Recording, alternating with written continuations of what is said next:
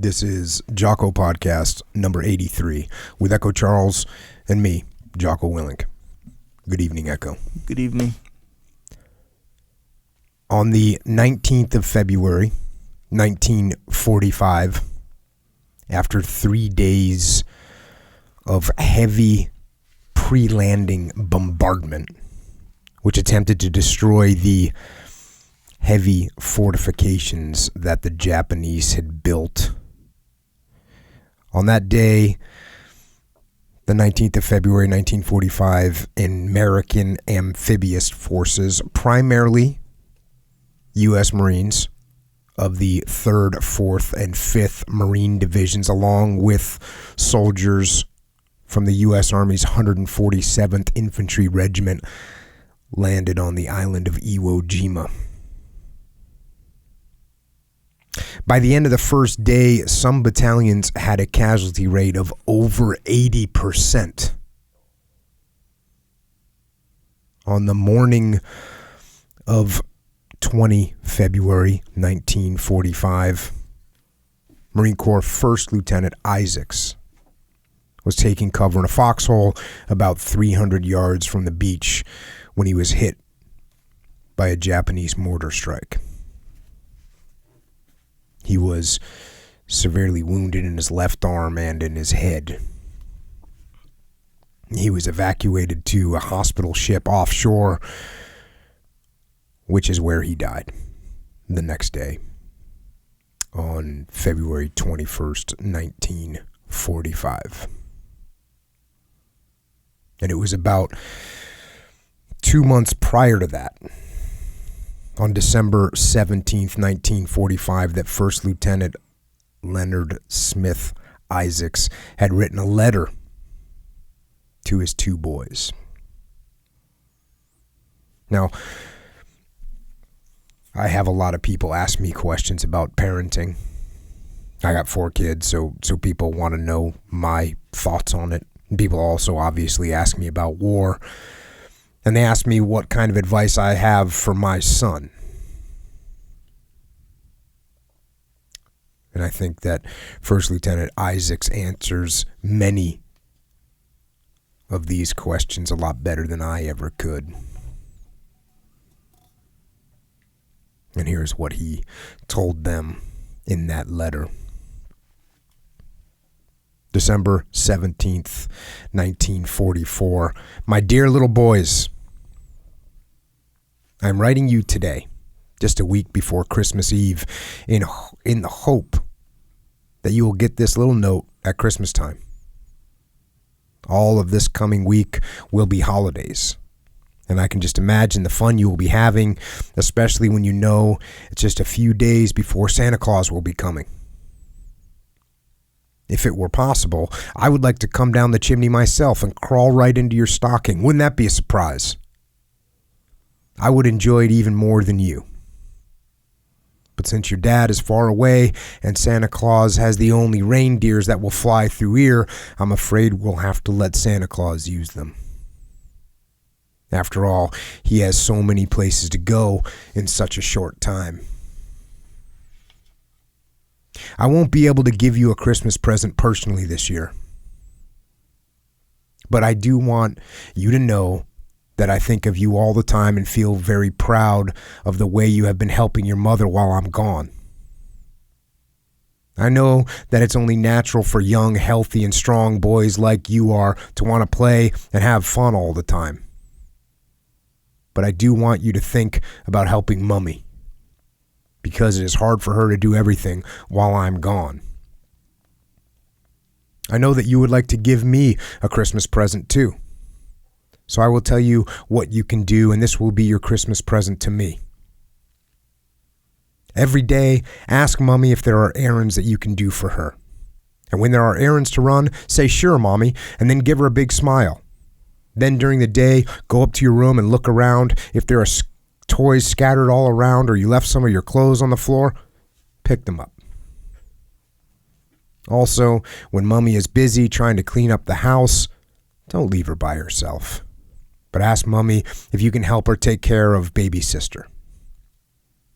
If you do those things for me, that will be the finest Christmas present that you could give me. Oh yes, and Cece, are you eating your meals like a real man now? Well, my boys, I guess you often wonder why people fight and have wars, and why lots of daddies have to be away this Christmas time at fighting, when it would be much nicer to be at home. That's a hard question to answer. But you see, some countries like Japan and Germany have people living in them, just like people you and I know.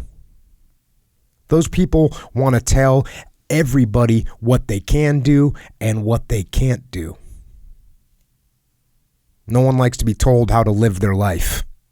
I know that you wouldn't like it if one of the boys in the neighborhood tried to tell you what church you should go to, what school you should go to, and particularly if that boy would always be trying to beat up some smaller or weaker boy. You wouldn't like it, would you? And unfortunately, the only way to make a person like that stop these sort of things, or a country like Japan or Germany, is to fight them and beat them. And teach them that being a bully, because after all, that's what they are, is not the way to live.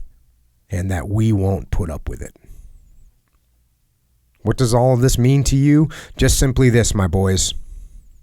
Dad doesn't ever want you to be a bully. I want you to always fight against anyone who tries to be one. I want you to always help the smaller fellow or the little boy who may not be as strong as you. I want you to always share what you have with the other fellow, and above all, my boys, have courage. Have courage to do the things that you think are right. Never be afraid to fight for what you think is right. To do those things, you need a strong body and a brave heart. Never run away from someone you may be afraid of. If you do, you will feel ashamed of yourself, and before long, you will find it so easy to run away from the things that you should stand up and fight against. If you and lots of other boys try to do the things that Dad has been talking about in this letter, it may be that people will not have to fight wars in the years to come. And then all the daddies in this world will be home for Christmas. And that is where they belong. Perhaps some of the things that I have been talking about, you don't quite understand. If you don't, Mommy will explain them to you. She knows. Merry Christmas and a Happy New Year. God bless you. Daddy.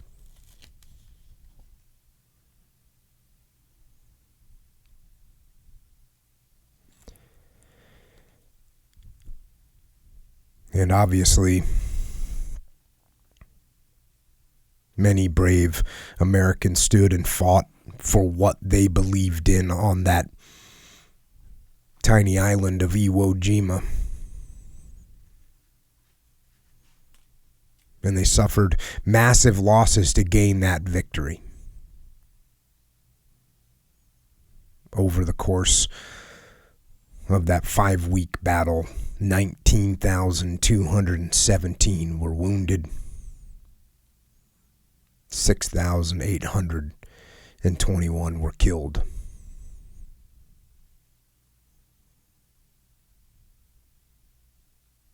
And First Lieutenant Leonard Smith Isaacs, Marine, husband, father, daddy, was buried at sea.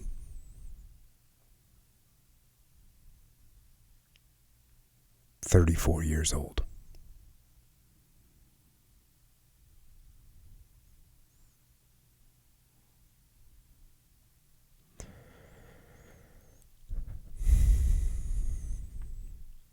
Reading that letter made me think about another letter I had read from another parent.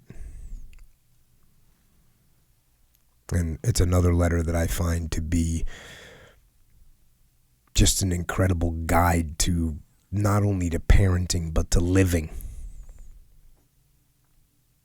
And this one was written not by a father,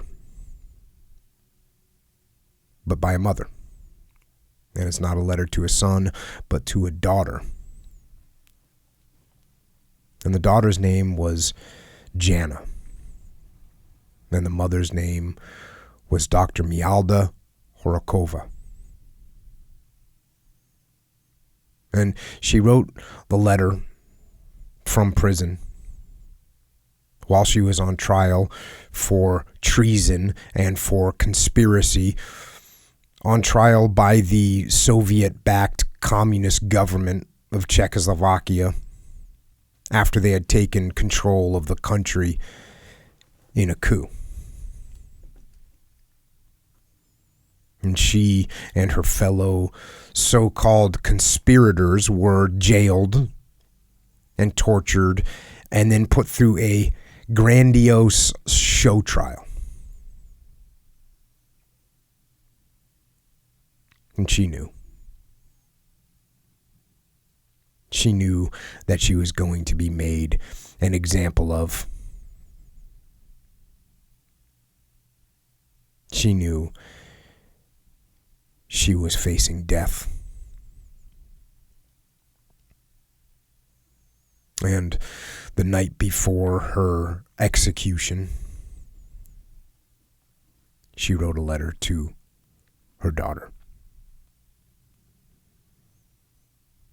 who was 16 at the time. And this is some of what she wrote.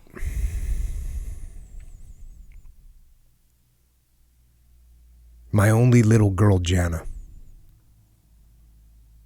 God blessed my life as a woman with you. As your father wrote in the poem from German prison, God gave you to us because he loved us. Apart from your father's magic, amazing love, you were the greatest gift I received from fate. However, Providence planned my life in such a way that I could not give you nearly all that my mind and heart had prepared for you. The reason was not that I loved you little.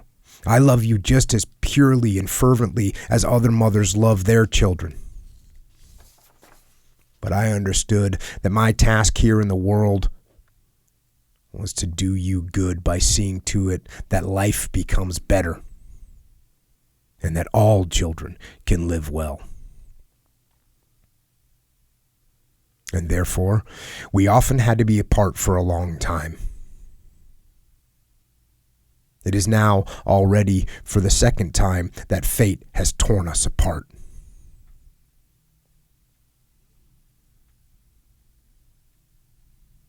Don't be frightened and sad because I am not coming back anymore. Learn, my child, to look at life early as a serious matter. Life is hard. It does not pamper anybody, and for every time it strokes you, it gives you 10 blows. Become accustomed to that soon. But don't let it defeat you. Decide to fight. Have courage and clear goals, and you will win over life. Much is still unclear to your young mind, and I don't have time left to explain to you things you would still like to ask me. One day when you grow up, you will wonder and wonder why your mother, who loved you and whose greatest gift you were, managed her life so strangely. Perhaps then you will find the right solution to this problem, perhaps a better one than I could give you today myself. Of course, you will not only be able to solve it correctly and truthfully by knowing very, very much, not only from books, but from people. Learn from everybody, no matter how unimportant. Go through the world with open eyes and listen not only to your own pains and interests, but also to the pains, interests, and longings of others. Don't ever think of anything as none of your business. No, everything must interest you, and you should reflect about everything, compare and compose individual phenomena. Man doesn't live in the world alone. In that, there is great happiness, but also a tremendous responsibility. That obligation is first of all in not being and acting exclusive, but rather merging with the needs and the goals of others. This does not mean to be lost in the multitude, but it is to know that I am part of all and to bring one's best into that community. If you do that, you will succeed in contributing to the common goals of human society. Be more aware of one principle than I have been. Approach everything in life constructively. Beware of unnecessary negation. I'm not saying all negation, because I believe that one should resist evil. But in order to be a truly positive person in all circumstances, one has to learn how to distinguish real gold from tinsel. It is hard because tinsel sometimes glitters so dazzlingly. I confess, my child, that often in my life I was dazzled by glitter. And sometimes it even shone so falsely that one dropped pure gold from one's hand and reached for or ran after false gold. You know that to organize one's scales of values means to know not only oneself well, but to be firm in the analysis of one's character, but also to know others, to know as much as possible of the world, its past, its present, and future. In short, to understand.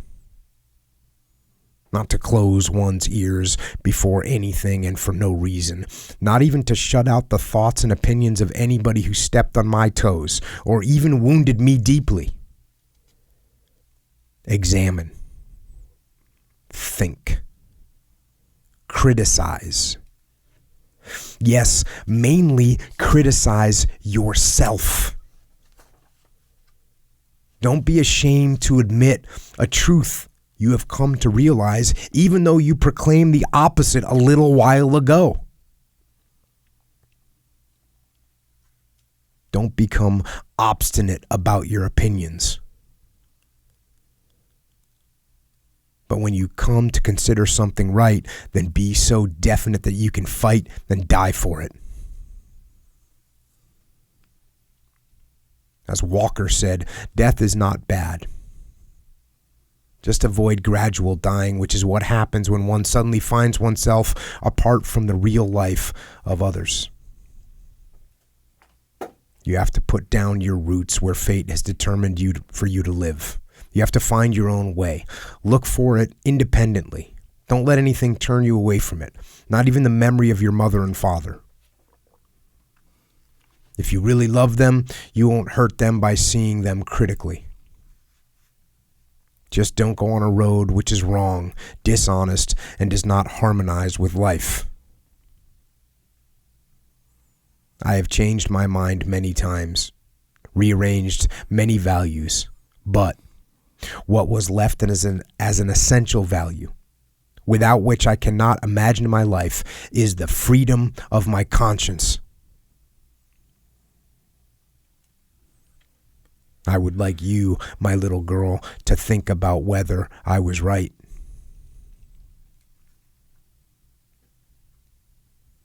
Another value is work.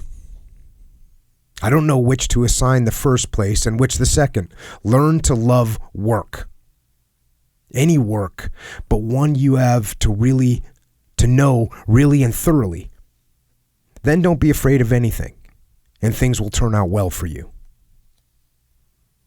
And don't forget about love in your life. I'm not only thinking of the red blossom which one day will bloom in your heart, and you, if fate favors you, will find a similar one in the heart of another person with whose road yours will merge. I'm thinking of love without which one cannot live happily. And don't ever crumble love. Learn to give it whole and really. And learn to love precisely those who encourage love so little. My little girl Jana, when you will be choosing for whom your maiden heart shall burn and to whom to really give yourself, remember your father. I don't know if you will meet with such luck as I. I don't know if you will meet such a beautiful human being, but choose your ideal close to him. Perhaps you, my little one, have already begun to understand, and now perhaps you understand to the point of pain what we have lost in him. What I find hardest to bear is that I am also guilty of that loss. I've heard from my legal representative that you are doing well in school and that you want to continue. I was very pleased. But even if you would one day have to leave school and work for your livelihood, don't stop learning and studying.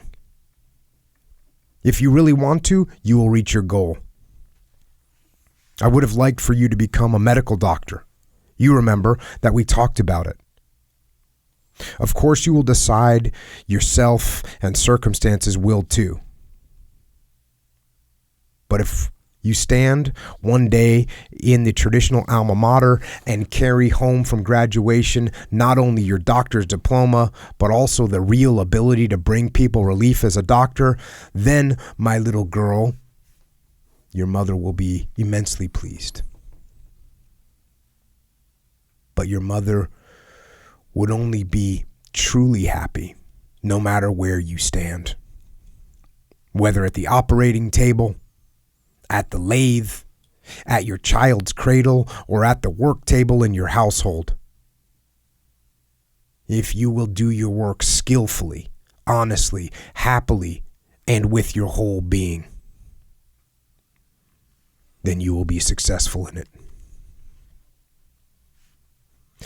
Don't be demanding in life, but have high goals.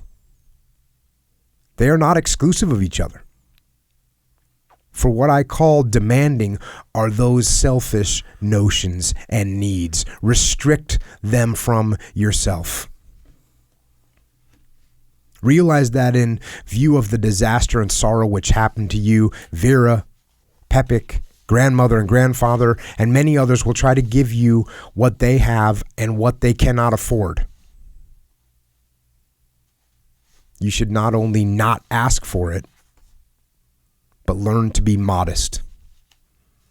If you become used to it, you will not be unhappy because of material things you don't have. You don't know how free one feels if one trains oneself in modesty. How he or she gets a head start over against the feeble, and by how much one is safer and stronger. I really tried this out on myself, and if you can thus double your strength, you can set yourself courageous, high goals. Read much and study languages. You will thereby broaden your life and multiply its content. There was a time in my life when I read voraciously, and then again times when work did not permit me to take a single book in my hand apart from professional literature. That was a shame. Here in recent months I've been reading a lot, even books which probably would not interest me outside. But it is a big, important task to read everything valuable, or at least much that is. I shall write down for you at the end of this letter what I have read in recent months. I am sure you will think of me when you will be reading it. And now also something for your body.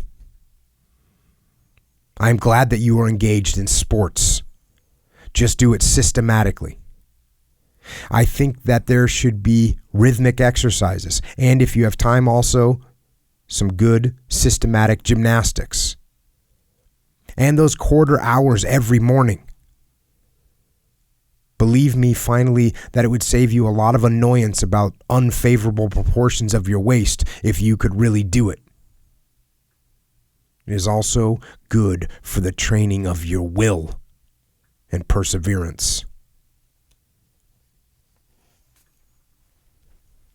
Your photograph showed me your new hairdo.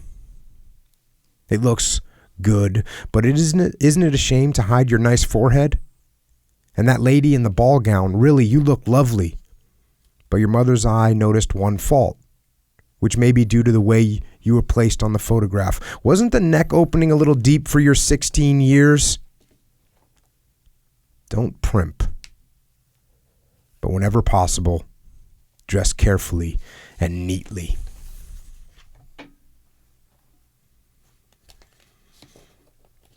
Jana, please take good care of grandfather and grandmother. Their old hearts now need the most consolation.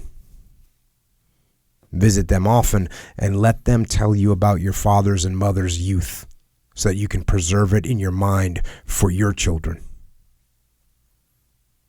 In that way, an individual becomes immortal, and we shall continue in you and the others of your blood. And one more thing, music. I believe you will show your gratitude to grandfather for the piano which he gave you by practicing honestly, and that you will succeed in what Pepik wants so much in accompanying him when he plays the violin or the viola. Please do him that favor. I know that it would mean a lot to him, and it would be beautiful. And when you can play well together, play me the aria from Martha. My rose, you bloom alone there on the hillside, and then sleep, my little prince, by Mozart. And then your father's favorite, Under Your Window, by Chopin.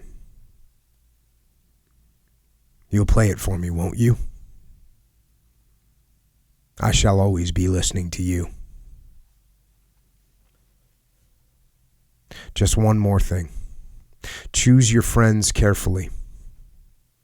Among other things, one is also very much determined by the people with whom one associates. Therefore, choose very carefully. Be careful in everything and listen to the opinions of others about your girlfriends without being told. I shall never forget your charming letter, today I can tell you, which you once in the evening pinned to my pillow to apologize when I caught you for the first time at the gate in the company of a girl and a boy. You explained to me at that time why it is necessary to have a gang. Have your gang, little girl, but of good and clean young people. And compete with each other in everything good. Only please don't confuse young people's springtime infatuation with real love. Do you understand me? If you don't, Aunt Vera will help you explain what I meant. And so, my only young daughter, little girl Jana,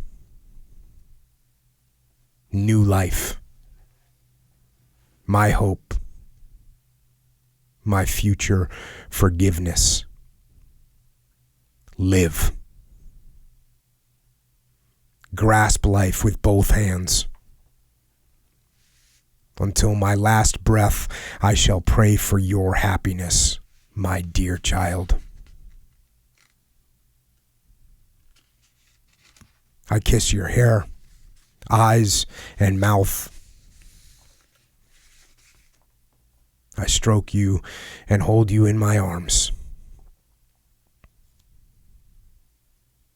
I shall always be with you.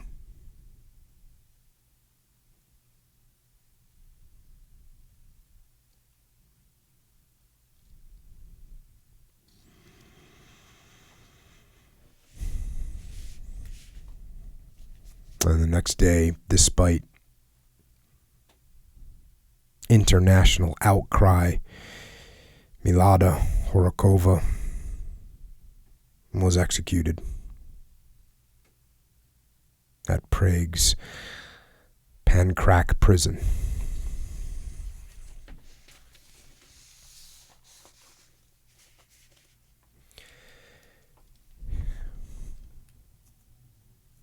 And again, there's just so much to be learned from those letters. And as parents, there's so much for us to teach. And I think the thing that hits me is that these are all things that we know. We know them. We know to take care of our health. We know to wake up and exercise. We know we should choose our friends carefully. We know we should be our own worst critics. And we know that if we have been wrong about something, we should simply admit that and move our minds to what is right and what is correct. We know we should work hard and help people. We know the value of freedom. And we know that freedom must be fought for. And we know that we should be brave and that is possible only through a strong body, mind, and heart. And we know all those things. We know them.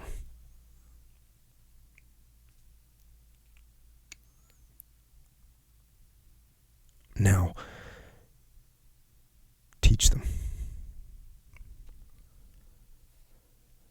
Teach them and live them.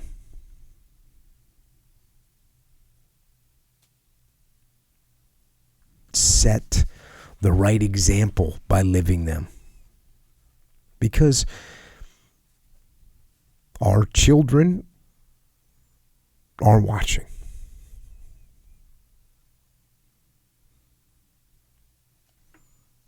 They're watching. And you know, actually, I think you have to do more than just set the example.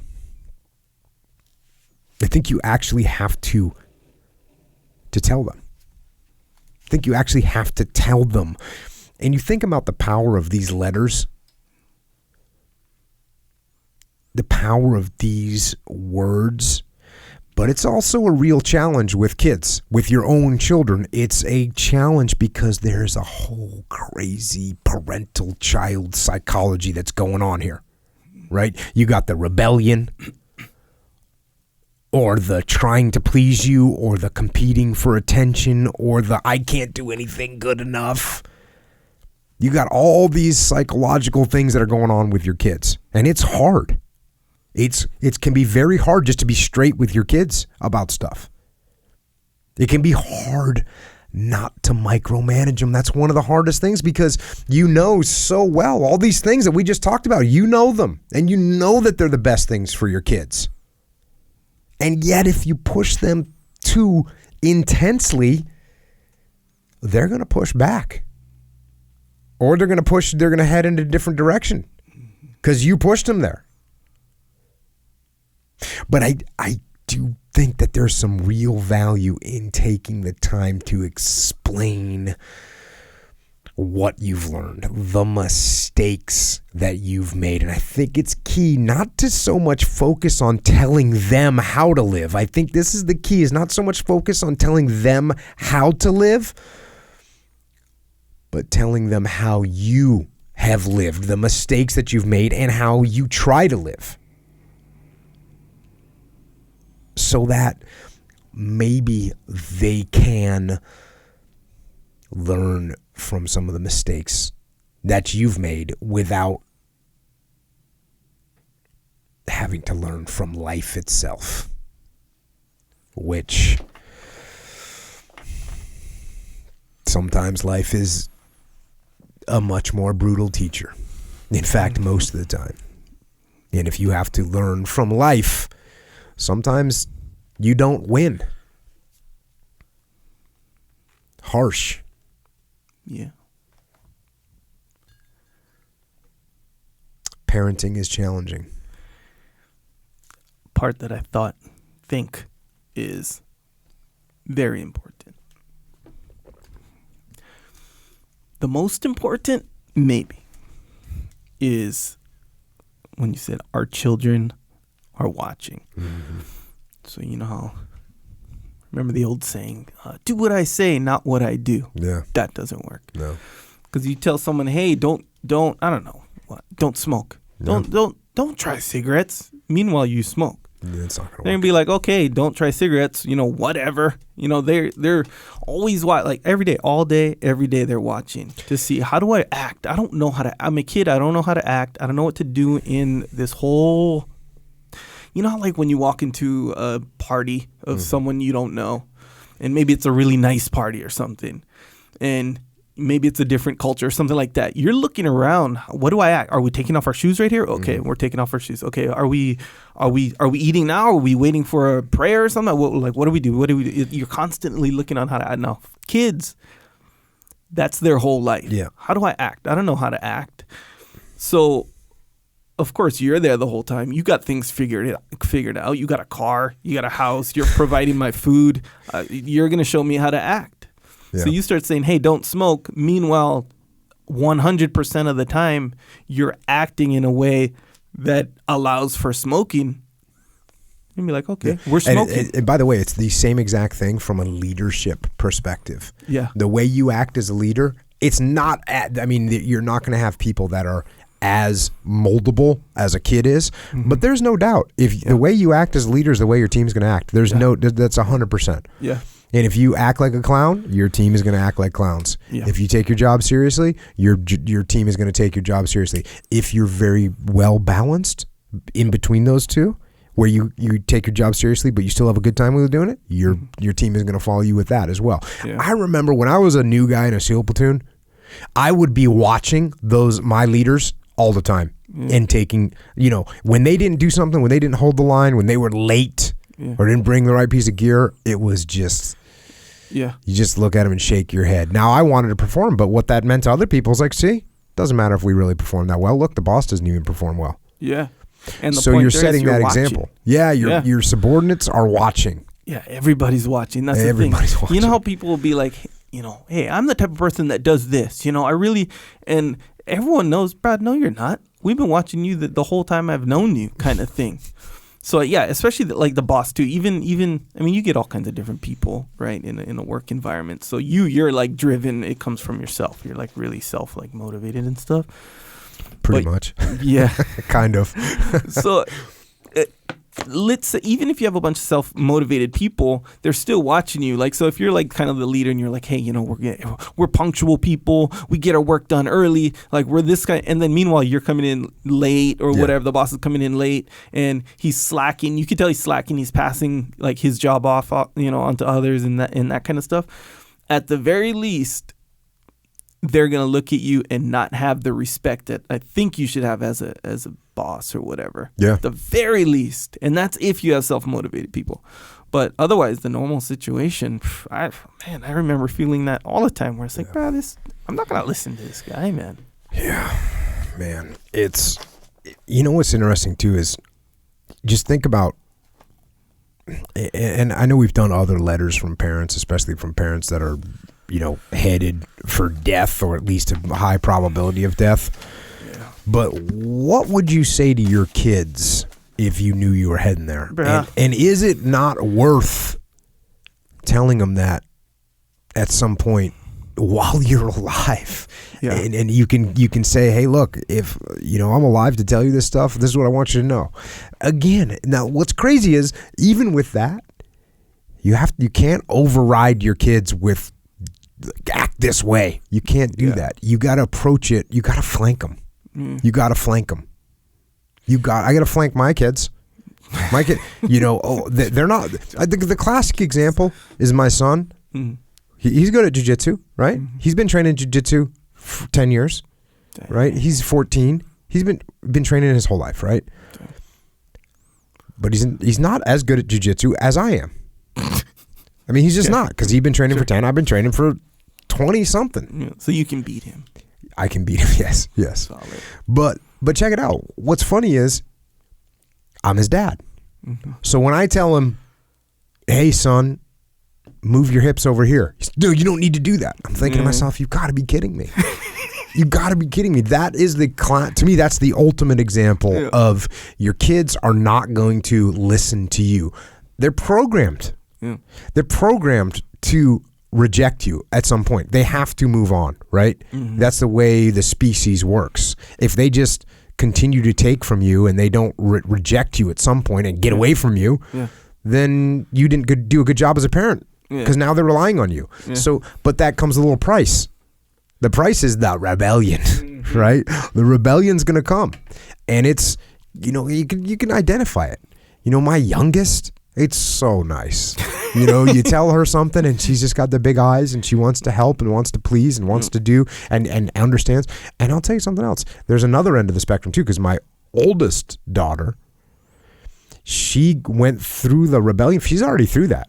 And she got through it pretty quickly.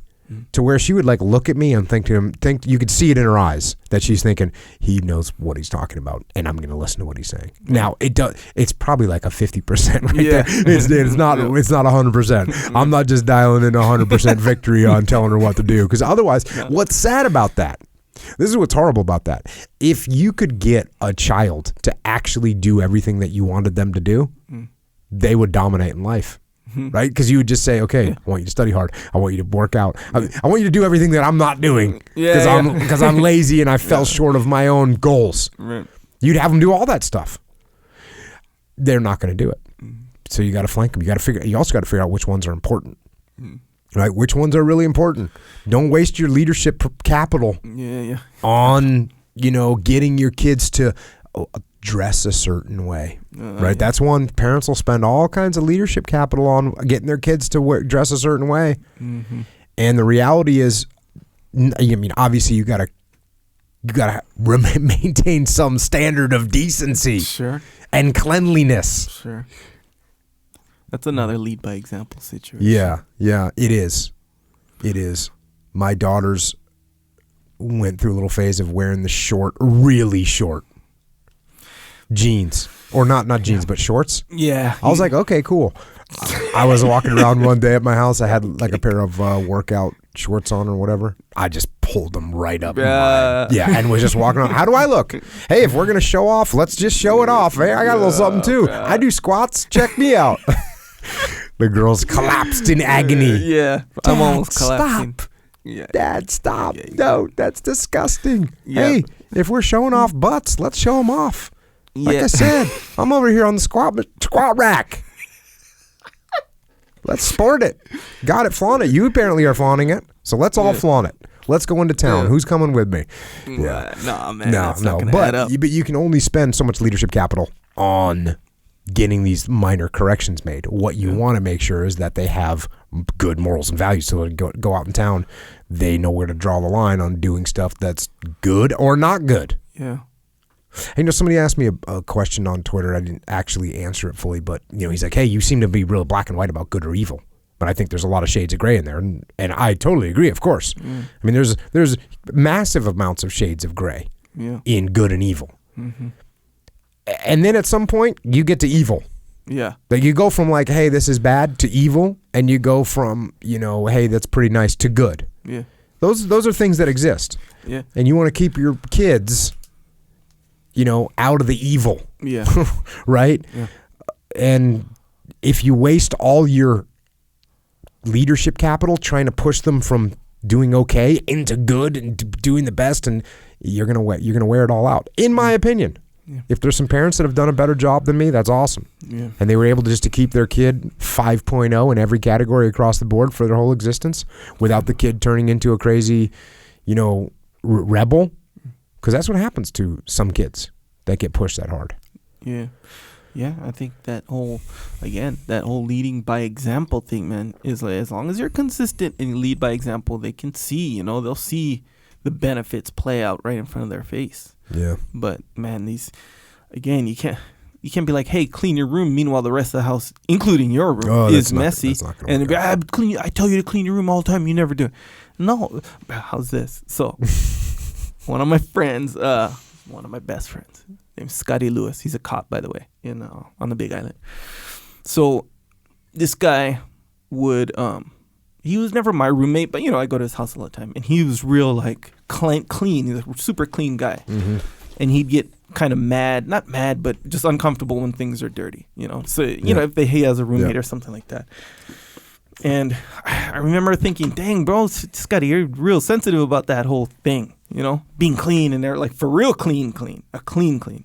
Not a clean freak necessarily, but almost. Borderline, yes. So, and just from knowing him and stuff, I knew that his parents, they would like, clean his room and stuff like that. Not all the time or nothing like that, but they were involved in cleaning and stuff. So it kind of went opposite to what I thought. You know how, like, if you got taught to clean your room from a young age and you had to do it the whole time. Yeah. I always thought that, that would carry over when you're out of the house and you go to college, you go live on your own, that you'd clean your room all the time. I thought that was kind of it. But I started to hypothesize that that's not it. This is what it is. If your parents provide an environment of extreme cleanliness, whether you do it or they do it or both or whatever, but the environment is consistently clean. When you leave that environment, that'll be what you're used to. Interesting. So it'll mess with you if it's not. And sure enough, we went to the Big Island, cruise with him. And we go to his house, and it's like a museum, just spotless, clean, not his parents' house. Mm-hmm. And I remember thinking, like, that my little theory, I think, is correct. Yeah. Like, if you're used to cleanliness. So wait, did his parents help him clean or not? Yes, fully. So here's the thing about because you could also get the kid that the parents are neat freaks and the kid rebels and just becomes a slob. Yeah. So, maybe. Right? And I'm sure there's all kinds of circumstances that maybe do that, I'm sure.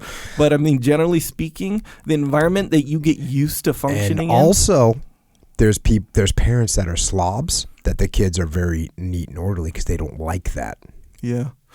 Yeah. I mean, maybe. And again, these are all, I'm sure there's so many I've never encountered that. Well, I think the key is here, what you can't do is just try and push them like crazy. You just have to guide them in what is correct. Yeah. And what you have to really show is like the benefits of why it's good to keep things in order. Yeah. If you're going to spend an hour looking for your car keys, just think of your productivity at that point. It's nil. Yeah. Yeah. So you got to watch out for that. Yeah. But that was my little hypothesis. I think it's true though. Cause think about just the environment of the consistent environment that you someone will come from. They always, in a way, sort of, for lack of a better term, recreate that environment or try to when they leave.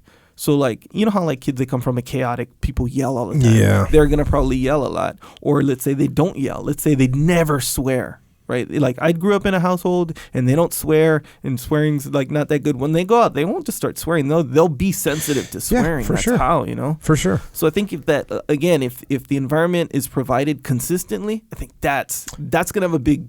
Consistency goes a long way. Bro, I think it's the number one thing. Sarah Armstrong always says that. Yeah, I agree with her 1,000,000,000%. Be consistent. Right, even like small little things like for my daughter, for example, it's the routine is when it's time to go to bed, it's brush teeth.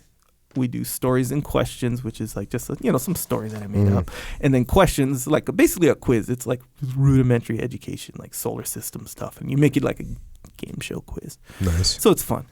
And then bedtime. That's it. Then sleep. 100%.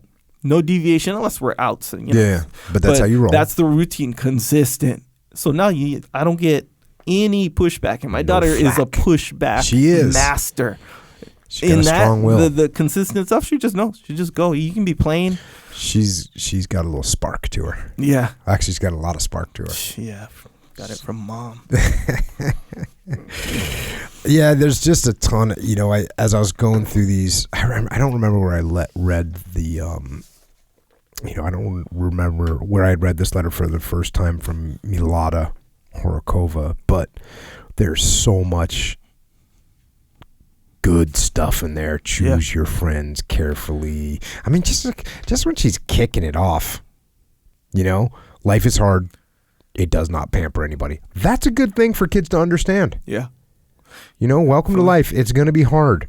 Get accustomed to it, but don't let it defeat you. Boom. Yeah. The changing of your opinion one was really powerful in my opinion. And admitting when you're wrong. Like, hey, if I had the wrong theory, that's okay. Yeah, in light of new information. New information, here we go. I'm changing. That's okay. Yep. It always kind of freaked me out with politicians. I think we've had this conversation. We've had this conversation before. Yep. Politicians, people would say, he's a flip-flopper. Flip-flopper, yeah. And that's a negative thing. Right. It's a negative thing if the person is flip-flopping just to get votes. Yeah, and it's obvious. But if new stuff comes to light and they say, I kind of changed my opinion on that one. Yeah. Yeah. Or the culture shifts, man. Like, there's certain things that's even, back to your thing with the short shorts, that's, the point here is a little bit different, but you have to contend with cultural shifts. That's a new reality for me. Like in Hawaii, for example, when I grew up, like just the swimsuits were, sure you wear a bikini, but it's like a normal bikini. Mm-hmm. So I go to college, I come here, I move here, I go back. This is like, 10, 11 years later. I'm noticing the bikinis in there is just way less material. And I'm like, dang, they're showing a lot, but everyone's just, little kids and stuff like that. I'm like, okay. And my younger brother who lives there, he said that's just how it is now. Norm. He's like, man, you wouldn't have got away with that. Yeah, so that's some stuff that I had to go, okay, I'm not going to expend a bunch of leadership capital fighting not just my kids, but fighting culture as a whole. Yeah, that's what you But then there's things that cross the line. Right? Yeah, I'll tell you what it is. It's you wearing those short shorts. That's crossing the line.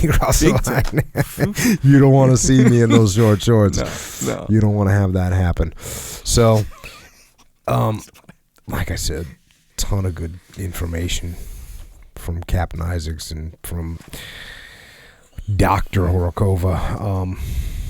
But, speaking of learning and teaching and questioning, speaking of question time. Sure. I think we got a little question time to contend with.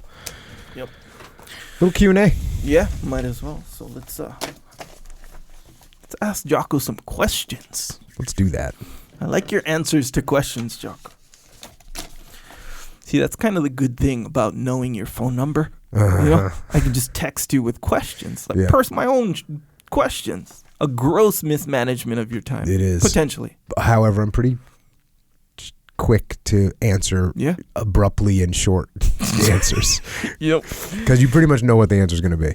I do, and sometimes you just need that backup, and that reinforcement. Mm-hmm. You know how you're like, man, I really having this issue with myself or whatever. You're like, I'm gonna ask Jocko. Because it's real. I'm really confused. Yeah. Not confused, but I need the answer. I don't have it. I'm going to ask Jocko. And you can be texting Jocko the answer or the question, and you're like, I know the answer. Mm-hmm. Like, as I'm reading this question to Jocko, it kind of puts it into, so I don't send it. So you get about maybe a third, like a quarter of the questions that I actually had for you. Yeah.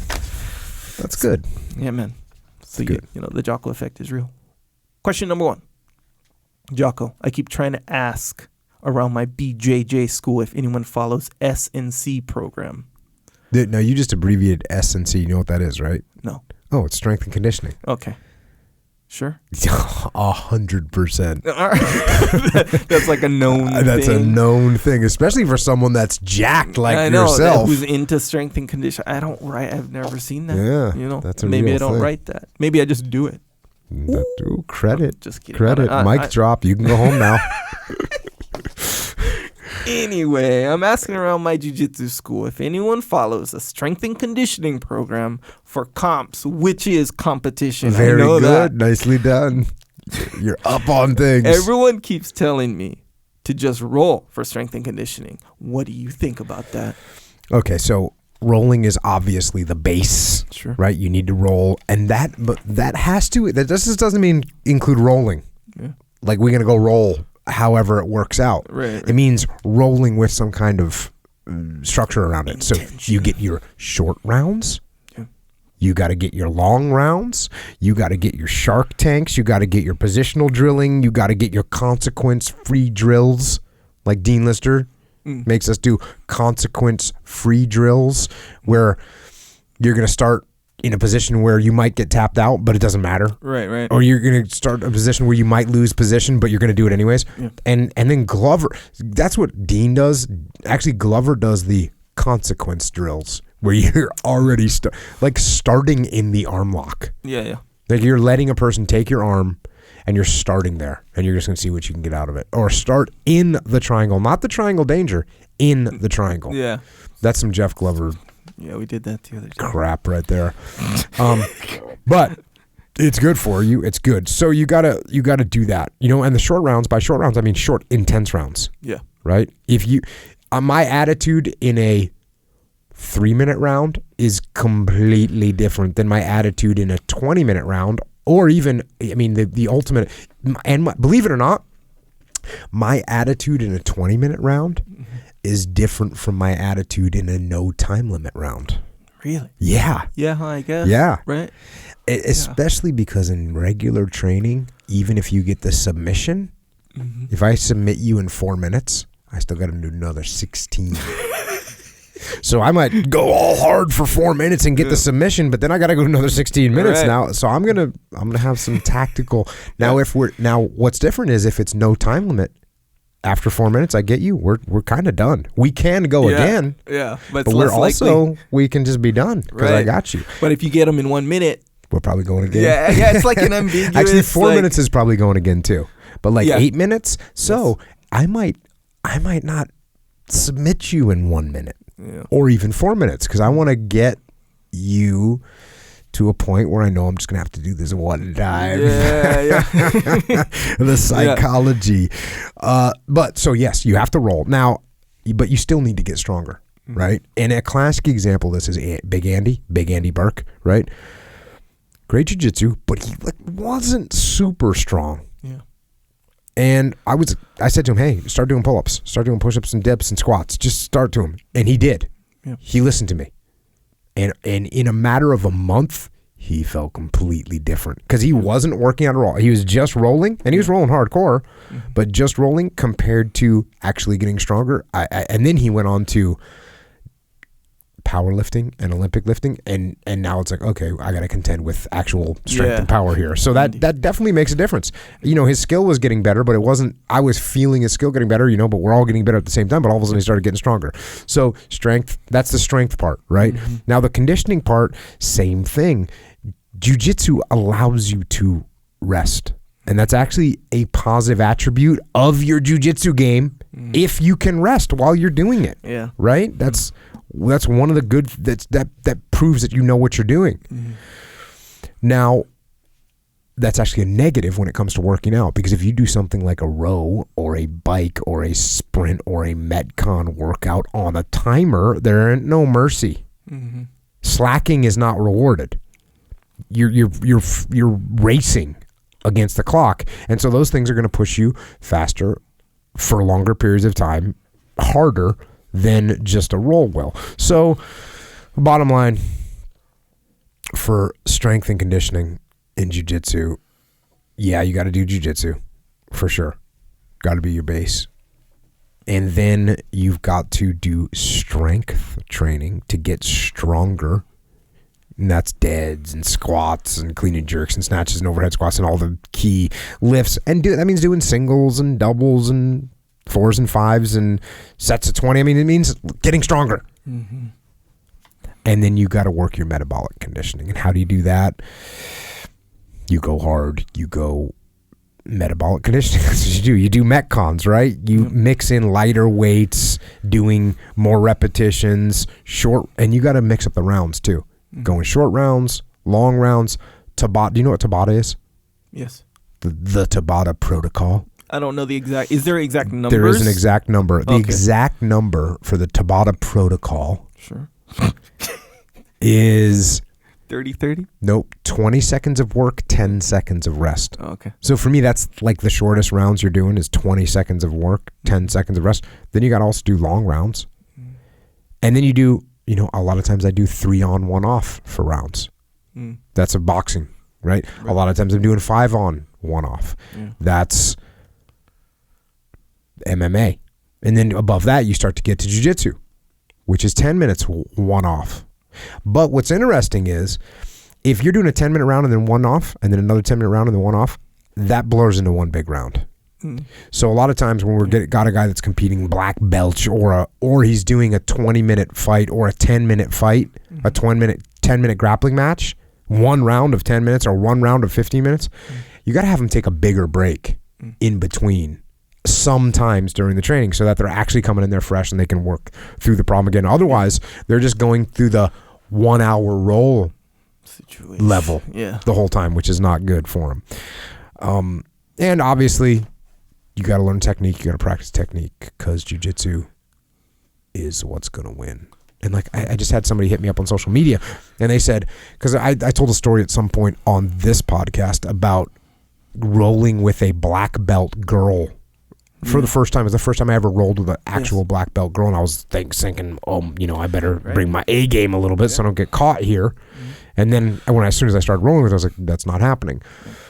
And the guy says, does this mean that you can't defeat a stronger opponent with jiu-jitsu? And I said, no, absolutely. I watch girls, lighter, weaker girls, tap out bigger, stronger guys on the regular. Yeah.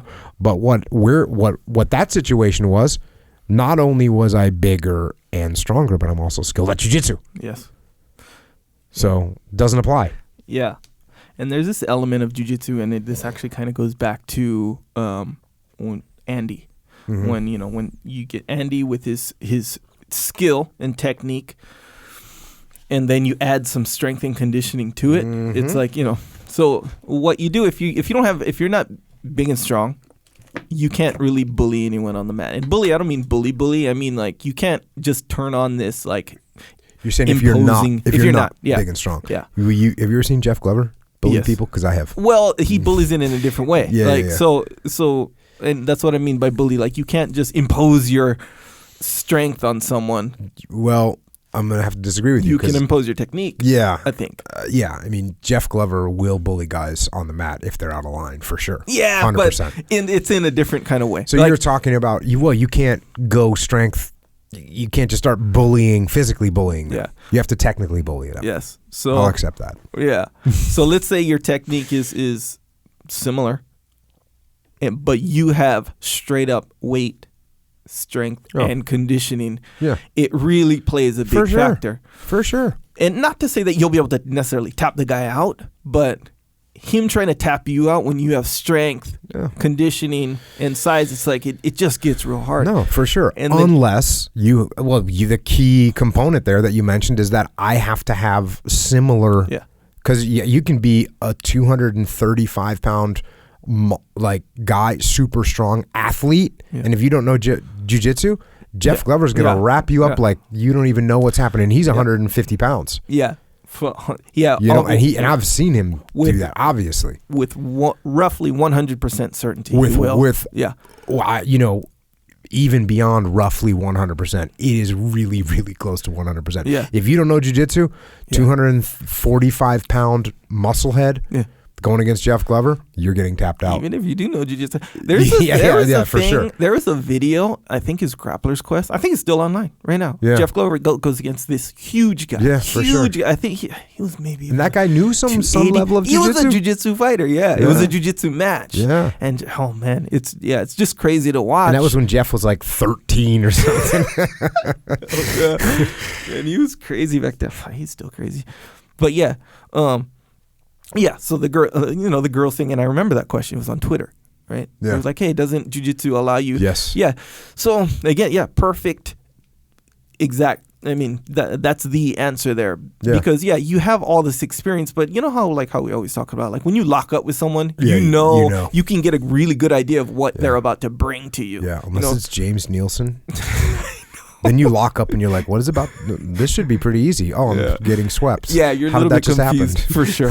There are exceptions, for sure. But generally speaking, even just, not even beyond just strength in their grip and their rigidity and their, you can feel they're relaxed. To me, that's an indicator.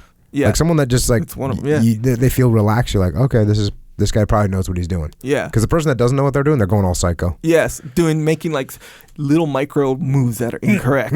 You know? Yeah, just even putting their foot right there. It's like, bro, your foot should not be right there right now, kind of thing. Yeah, you can tell real quick. Yeah, so, but it does go into the strength part as well. So like, when you grab someone's wrist or they grab your wrist or something like that, you're like, okay. Because a lot of jiu-jitsu, this is weird. A lot of jiu-jitsu is knowing what's important and what's not important. For sure. So these... That's not just jiu-jitsu either, by the way. Because I just talked about that with kids and with being a leader. And you want to expend your leadership capital trying to get your team to do something that's not really truly necessary. Yeah. That's not going to help your cause. Yeah. It'll jam you. And it's not going to help you in jiu-jitsu if you're focused on something that's not important. And to know what's important and what's not is very important as a leader, as a parent, and as on the jiu-jitsu player mat of justice. And the mats of justice. And very hard, by the way. It takes like a lot of experience. So you consider these guys who are like if you do a light roll with a really, really high level guy, that's when you can start to see, okay, this guy really thinks that this arm position is really important because he'll fight till the death to kind of maintain it, So, but back to the girl real quick, the girl situation. When you lock up with someone strength-wise, you feel, like I said, what they're about to bring. So again, and when you have the more experience you have, the more you're gonna know with like more accuracy, and I think that's what you. And actually, this point of taking that point and transferring it into leadership is so critical. And I'll tell you, I am really good at knowing what's important and what's not. And just being, and you can see people that get all spun up about things and, they're spun up about something. It's the same thing with family life. Your wife gets all spun up about something. Oh my God, what are we going to do? Oh, we're going to keep doing what we're doing and we're going to be okay. Or you want to focus all your time and energy on that? That's fine. Go ahead. That's cool. I'll support you and you can make it happen. But, think about how important something really is when you're getting spun up about something. Yeah. Just think about how important it really is. There's a good chance it's not that important. There's a really good chance it's not that important. Yeah. There's usually 4 or 5 things that are really important as a leader that you need to focus on. Mm. And that list, the further you go down that list, the less important things are. And I see leaders get spun up on things that are on the list number 47, and they're acting like it's the most important thing and it's going to ruin everything. And it's like, no, not that big of a deal. Yeah. So learn that. Is that why you wear the same clothes every day? I wear the same. Because fashion is not important. It's not important to me. Not for Jocko. Those short rounds are good when you do short rounds in jiu-jitsu. And they kind of trick you too. Because like Jeff will do that. He'll be like, hey, 3-minute rounds. So you have this thing in your head like, oh, it's only 3 minutes. Just go hard. But meanwhile, you only got 30 seconds rest before you got to go again. Mm-hmm. So you're doing essentially a Metcon jiu-jitsu. And that's good. That is good. So for that kind of stuff. Yeah, man. It's good. But yeah, agree. I like the strength. Some guys say you don't need strength and conditioning because anytime you spend doing physical activity should be on your jiu-jitsu. They say. That's interesting. Yeah. I would like to agree with that. It sounds good, but I would if I'm going to do jiu-jitsu 6 hours a day, I'd still do strength and conditioning for 20 minutes, half an hour, 45 minutes. Well, that's one of the good things about jiu-jitsu. You can have different philosophies and still be successful. Because that is true. I think it's Dylan Dennis or somebody. Mm-hmm. Maybe Marcelo Garcia only does jiu-jitsu. Yeah, I know. And Dean used to always try and convince me that I'm just going to do jiu-jitsu. Yeah. And I'd say no. Well, Dean's all crazy strong, though. Yeah, I know. He's so it's kind of easy to say, oh, just jiu-jitsu. That's all I do is do jiu-jitsu. And I mean, I don't know. I don't do grip strength training. I can hold anything for 6 hours. Yeah. So, check. All right. Here it is. Next question. Jocko, I have a question about leadership. I'm a firefighter, and some of the guys on my department have been pushing me to step up and put in for an officer's position, and I'm honored. But when we were going to a call, I was presented with an opportunity to lead and passed it up. I don't know what I was thinking. I can't believe I did that. Did I just lose credibility? If I did, is there was to get that back away, right? That's what he meant. Yeah. If I did, is there a way to get that back? Thanks. Okay, so first of all, this is just a general rule. If you want to lead, always be ready to lead, right? Be ready to step up. Make sure you're not stepping on people's toes, as always, but be ready to lead. And the way you do that is you think about what you do in certain situations. You should always be thinking about that. You should be thinking, even if you're a trooper or a follower in a certain situation, you should think, okay, well, how would I lead? What would I do right now? What moves would I make? What would I do if a contingency happened right now? And what are the possible contingencies that I could be looking at? What are they? And if you're thinking that as a frontline guy, when the opportunity pops up, then just jump on it. Boom. There you go. Then when it does happen, of course, you got to stay detached, because you want to make sure that you don't lead too far. You don't overstep your bounds and step on toes. So you got to be careful of that. So you need to live with that mindset.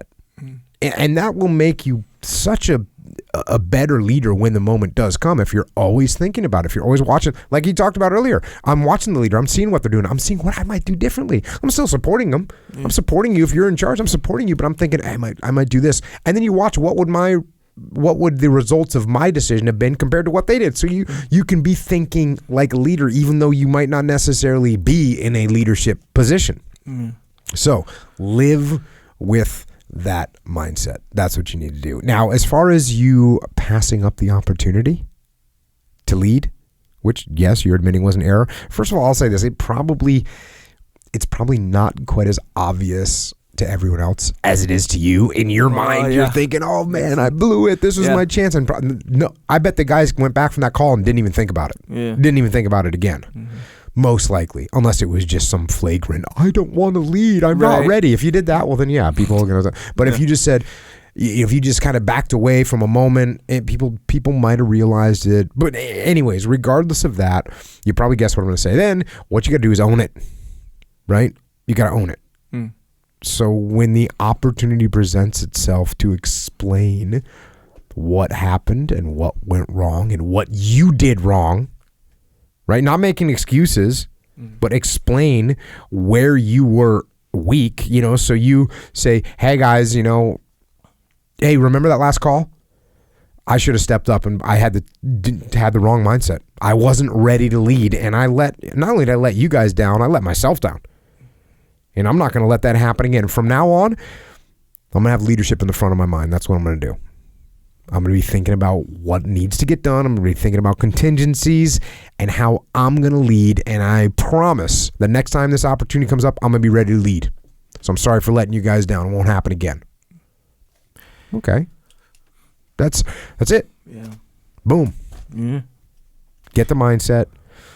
Live and think as a leader, regardless of what position you're actually in. And then when they call you and the opportunity presents itself, step up and lead. Obviously, that's your default mindset now.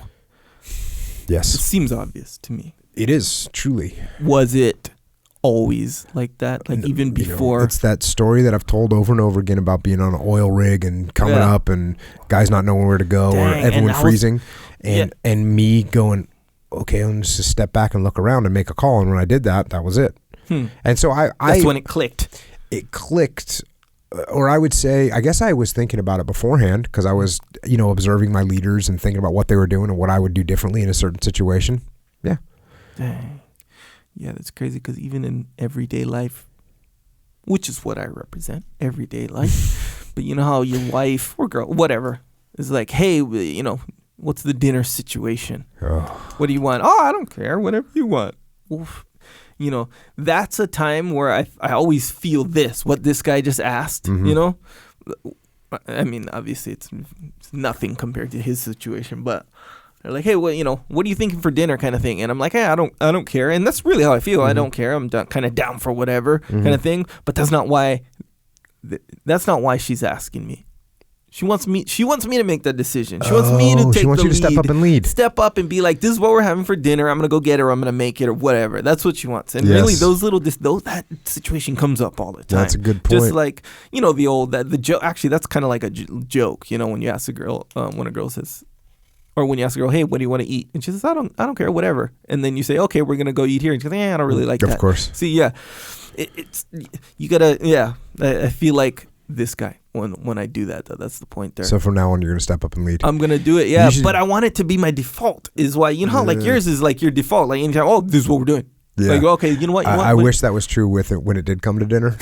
Actually, you know what? It kind of is true because I only go to like 3 places to eat. Yes. And I go to one 80% of the time. Yeah, same here. So the other 20% of the time. So if she says, where you want to go? I'm going to say that my restaurant. Yeah. We're going to Raglan's in OB. But that makes it harder though, right? Wait. No. Does she like Raglan's though? She does. Oh, okay. She does. That makes which it makes easier. it easier. Yeah. And if she doesn't feel like it, then she'll be like, I don't really want to go there. Okay, cool. Now it's on you. I gave you my vote. Right. Now you don't want to do that? But I think you still got to do it. You still got to make a decision. You got to because in a way, I'm in the same boat as your second scenario there. Like if she's not in the mood. So I like sushi. Then I'm just going to name my secondary restaurant. All right, there you go. Maybe she'll say yes. Maybe she'll say no. Yeah. That got to be my default now though. All right. Step up and lead. You know what I got to do? I got to prepare. I got to prepare myself. Well, yeah. You know, I got to have like 5 options just ready to go on deck. That's what I have. 3.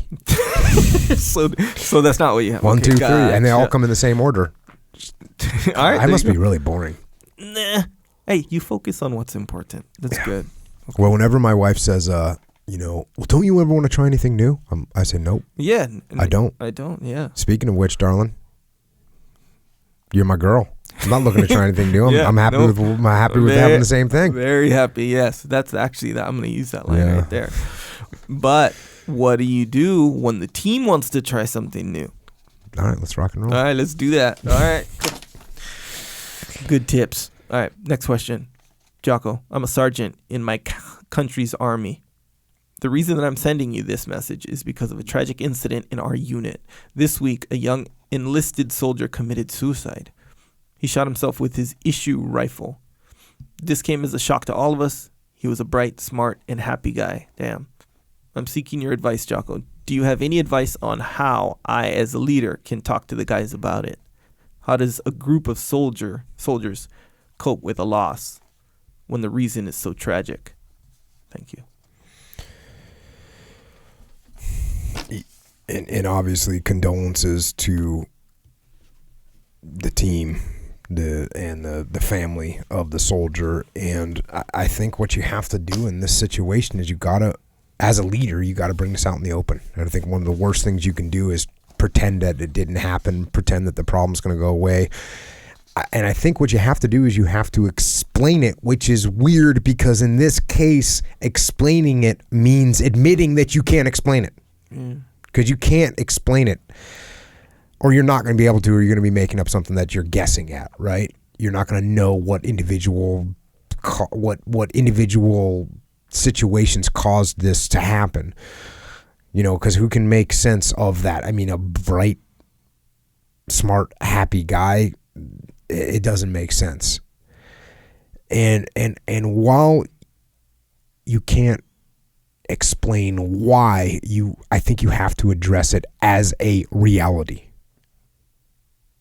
And I think you got to address it as something that your platoon needs to fight against, just like they would fight against the enemy. What is the threat? The threat is depression. The threat is loneliness. The threat is helplessness. The threat is feeling like there's no way out.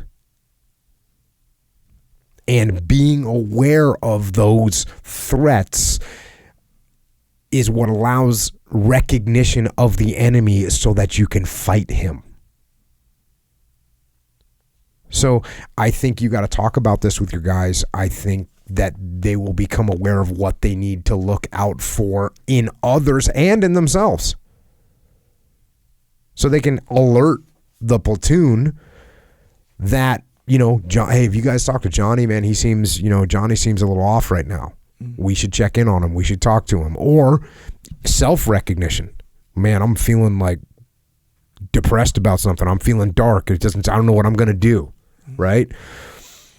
And on that last podcast that we did, I read a couple excerpts in words from some various combat veterans. And I touched on the fact that several of them from different times, from different wars, had written the same thing, and they wrote basically that death would be liberating. And that it would be an escape from the hell of war or from the memories of war. And I should have hit on that harder. Because I think that what that means to me, what that tells me, is that having those thoughts doesn't necessarily mean that there's something wrong with you, right? It doesn't necessarily mean that you're losing it. These, the writings that I'm talking about, the book, and then the writing from a guy that I knew, doesn't mean that you're losing it. And I think that people think to themselves, "Oh, I'm thinking about how death would be an easier way right now," and they think that by thinking that they're totally screwed up. When I think the realities the reality of the situation is that that's obviously a fairly normal thing to think about. And when I was in Ramadi, I definitely I wasn't thinking about killing myself, but I definitely saw that dying in combat would be a relief to the stress that I was under, no doubt. And I didn't want to die, but I'll tell you what, we joked about it. I joked about it with Leif. I'd be like, "Hey, if we get in a firefight tonight, first thing I'm gonna do is crack a green chem light on my chest so the enemy knows exactly where I am." Like, we're joking, because we're under a lot of stress. But I think what I'm trying to say is that those feelings or those thoughts don't mean that you're done. They just mean that you're human. They just mean that you're human. And I think if you keep them bottled up, then they might explode. So that's what I think you need to do. That's what I need to tell your men, that these thoughts happen and that your platoon, your team, needs to be on guard against them. And the best way to be on guard is to be vigilant, to look for the signs, to look for behavior and talk about them. And then be able to ask for help. It's one of the big problems.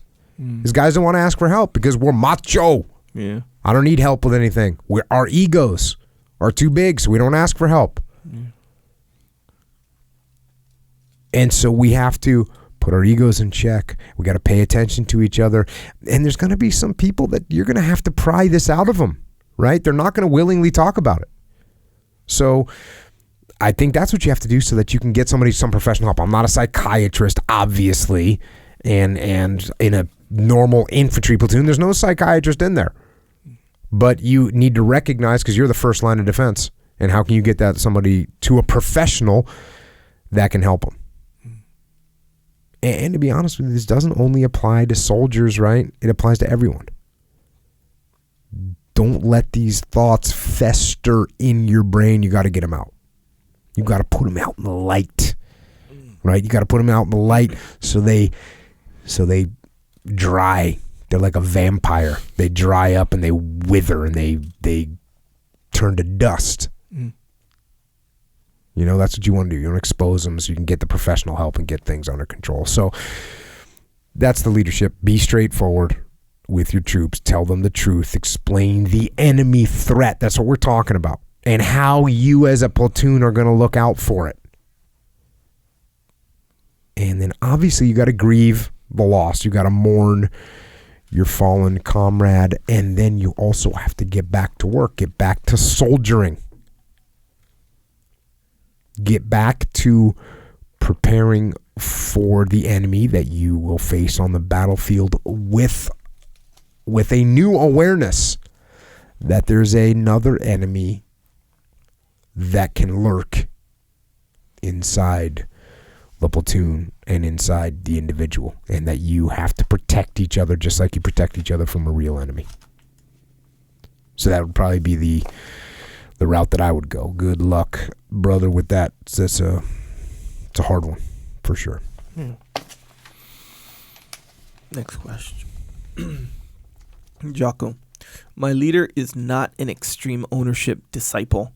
Among other things, he's fostering division within our team.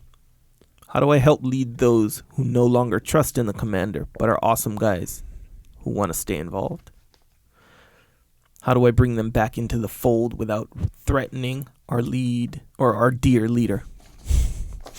All right. Well, first of all, you got to become a buffer between your boss and your team. That's what you need to do.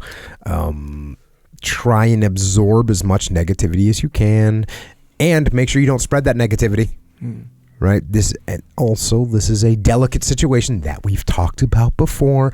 If you completely support the boss and act like the boss is the greatest person in the world, the team is going to reject you, or there's a high likelihood that they're going to reject you.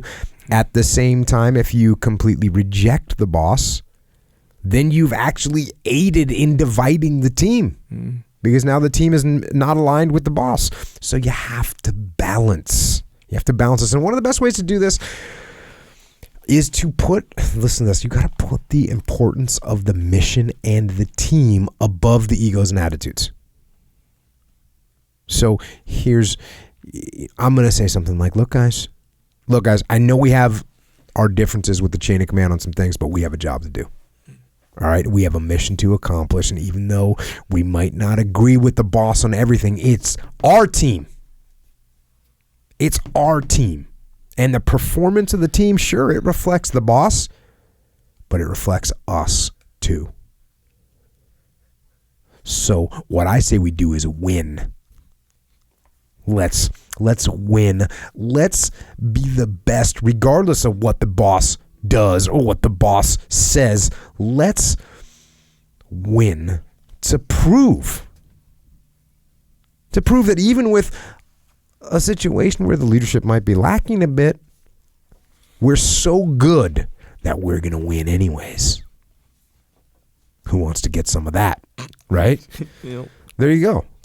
Let's win despite poor leadership. That's what we're going to do. And I'll tell you what, in my younger and maybe a little less politically savvy days, I would have said something like, let's win not just despite our leadership, but let's win to spite our leadership. Like, we would just perform so well in the face of a horrible leader. We're going to show everyone what was up.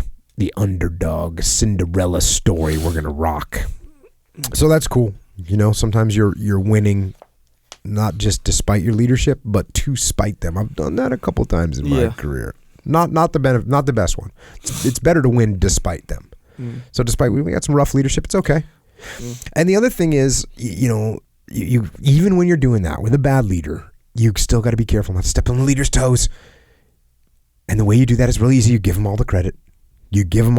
And that's great. And that little nagging voice that you've got in the back of your head that wants credit, you know that one I'm talking about? That ego back there. Don't worry about that. I'm telling you right now, you will get the credit in the long run. You will get the credit.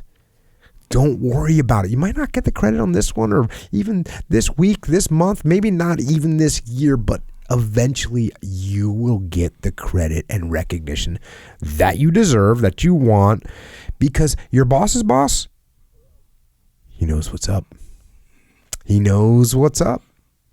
And your troops know what's up. And so when everybody knows what's up, when you have a truly bad leader, the truly bad leader they're not just walking around fooling everyone in an organization. It's not happening. It's not happening. And if it does happen, it doesn't happen for long. It only happens, there's a limited time that it can happen for.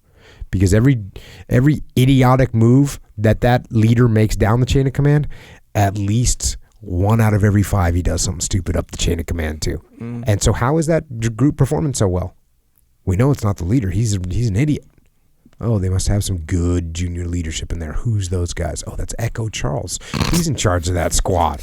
And they're crushing it. So don't worry about that. Just lead and win and give that credit away, and it's going to come back to you tenfold. That's what you do. Kind of in a way goes back to like people are watching. They're watching. For So sure. if he's a poor leader, if he's a poor leader, people are going to pick up on that. Yeah. And they're not going to, that doesn't mean that the boss's boss is going to advertise that. Right. Because the boss's boss, they're a good leader. Yeah. So the boss's boss isn't going to come and undermine them. Yeah. No, but when the time comes for promotion, when the time comes for a reorganization, that's who's going to be having, that's where the adjustments are going to be made. Yeah. That's a good point there. But we get so wrapped up. The ego gets you. Yeah. The ego gets you. Yeah. Gotta watch out for that thing. Yeah, to truly let it go when you don't get the credit and you, for real, think that you deserve the credit, to truly let it go, there's the challenge. Yeah, that's a challenging one. Relish in that challenge. Laugh at it. Yeah. Good. Yeah. Boss, you did awesome. Good job. Yeah, because I feel like, anyway, when that does happen, and it's not even necessarily someone else gets the credit for what you did. It's just that something big happened and it just went completely unnoticed that it was straight up because of you, right? That's a potential scenario. But let's say you don't say anything. I think that there is a small feeling of satisfaction that you're like, you took the high road and didn't say anything. I completely get that feeling. Maybe that's my ego. Yeah. Look at me over here. I'm not even saying anything. I'm giving away so much credit. I'm the man. That's like the perfect amount of ego, right? Or perfectly directed ego. But because usually it's eclipsed by the fact that you didn't get your credit. Yeah. Usually. Yeah, for sure. It's hard, man. We all want the credit. Got to work on that. Check. Next question. I have a question about the warrior mentality. I recently was dumped on a deployment and it's difficult now that I'm home stateside. How does a warrior handle this? Is it like any other emotional loss? I'm trying to use this loss and get after it and improve myself mentally and physically. I'm not sure how to properly submit questions to the podcast. All right, so the Dear John letter, the old classic Dear John letter. And so, agree, sometimes you can keep it at bay when you're deployed, but then when you get home and you get back to the places, the familiar places where you have the specific memories, that's where the pain starts to come in. And that's fine. That hurts. We get that. But in my opinion, I've said this before, the person that you built in your mind, the person that you had a relationship with that you built in your mind, that person doesn't actually exist. They're not real. They're not real. She wasn't who she appeared to be. And she isn't who she appeared to be. She isn't the sweet, understanding, fun person that you cared so much about. That's not her. That's your memory. That's what you built in your head. She is actually the selfish, self-centered person that cares about herself first and doesn't care about you. That's the reality. And that's fine. But a lot of times the pain that we feel isn't based on the reality. It's based on the fantasy. So you're feeling pain of losing something that wasn't real. So let the fantasy go. Remember that she is not the perfect person that you built in your mind, period. She's not. Otherwise, we wouldn't be in this situation right now. And then move on, brother. Get after it. Work out. Train hard. Go to jiu-jitsu. Hike. Run. Play guitar. Just get after it. And those things, not only are they going to distract you from the pain, which is good, they're going to improve you as a human being, which is good, and they're going to rebuild your confidence, which is good. They're going to make you feel good. They're going to make you stronger and smarter and better and put you into a place where you don't need that little made-up fantasy anymore. And they're going to put you in a place where you're going to find something better than the fantasy. Now, I'm going to tell you right now, the fantasies don't exist. The perfect girl or guy for you doesn't exist. They don't exist. So you're going to be out looking for someone that's good, but you're not going to find perfect. Don't get obsessed with finding perfect. If you find someone that's perfect, it's not true. Everyone's got their flaws. So that's what you have to do. And you will end up finding someone that's real. And I get it, man. I know you're going to have some moments down in the hole, as Alice in Chains put it. Or trapped in the heart-shaped box, as Nirvana put it. Sure. Or so lonesome you could cry, as Hank Williams Sr. put it. You notice a theme here? This is what people go through. But those feelings, they're temporary, so let them say hi. Let them hang around for a minute or for half an hour or an hour or whatever, and then kick them out. Kick those feelings out. Get them out of there and go do something else. Take your mind away from those memories of fantasies and build some good memories that are real. And yeah, you know what? You can use your anger and your frustration to fuel positivity for sure. I spent much of my youth doing that very thing for sure. All those breakups. Yeah, I turned those things into fuel. And the other thing I'm telling you is if you take action with your body, your mind's going to follow. And pretty soon, you'll be on to the next chapter and you can move beyond this bad fantasy chapter that you kind of got roped into. Man, freaking girls, man.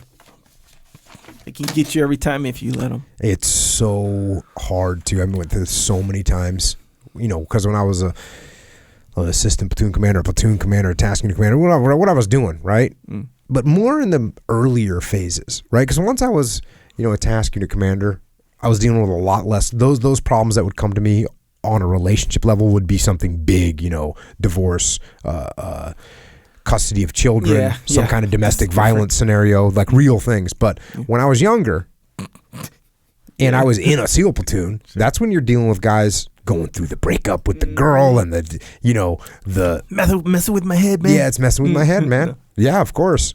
Every guy goes through that. Me, that's the way it is.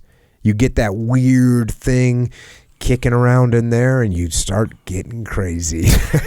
And what's so funny is when you're on the outside of it, it's so like when you're in the heart-shaped box yourself, you just can't see anything else. It's just devastating. Yeah, and everyone that's looking at you is like, bro, let's just go to the bar tonight and you'll meet 17 new girls tonight. Yeah. But I might come back. That was my girl. That was my special girl. No, it's not. Yeah. I remember I kind of had this is kind of evil, but I had a kind of a standard response to guys when they'd say,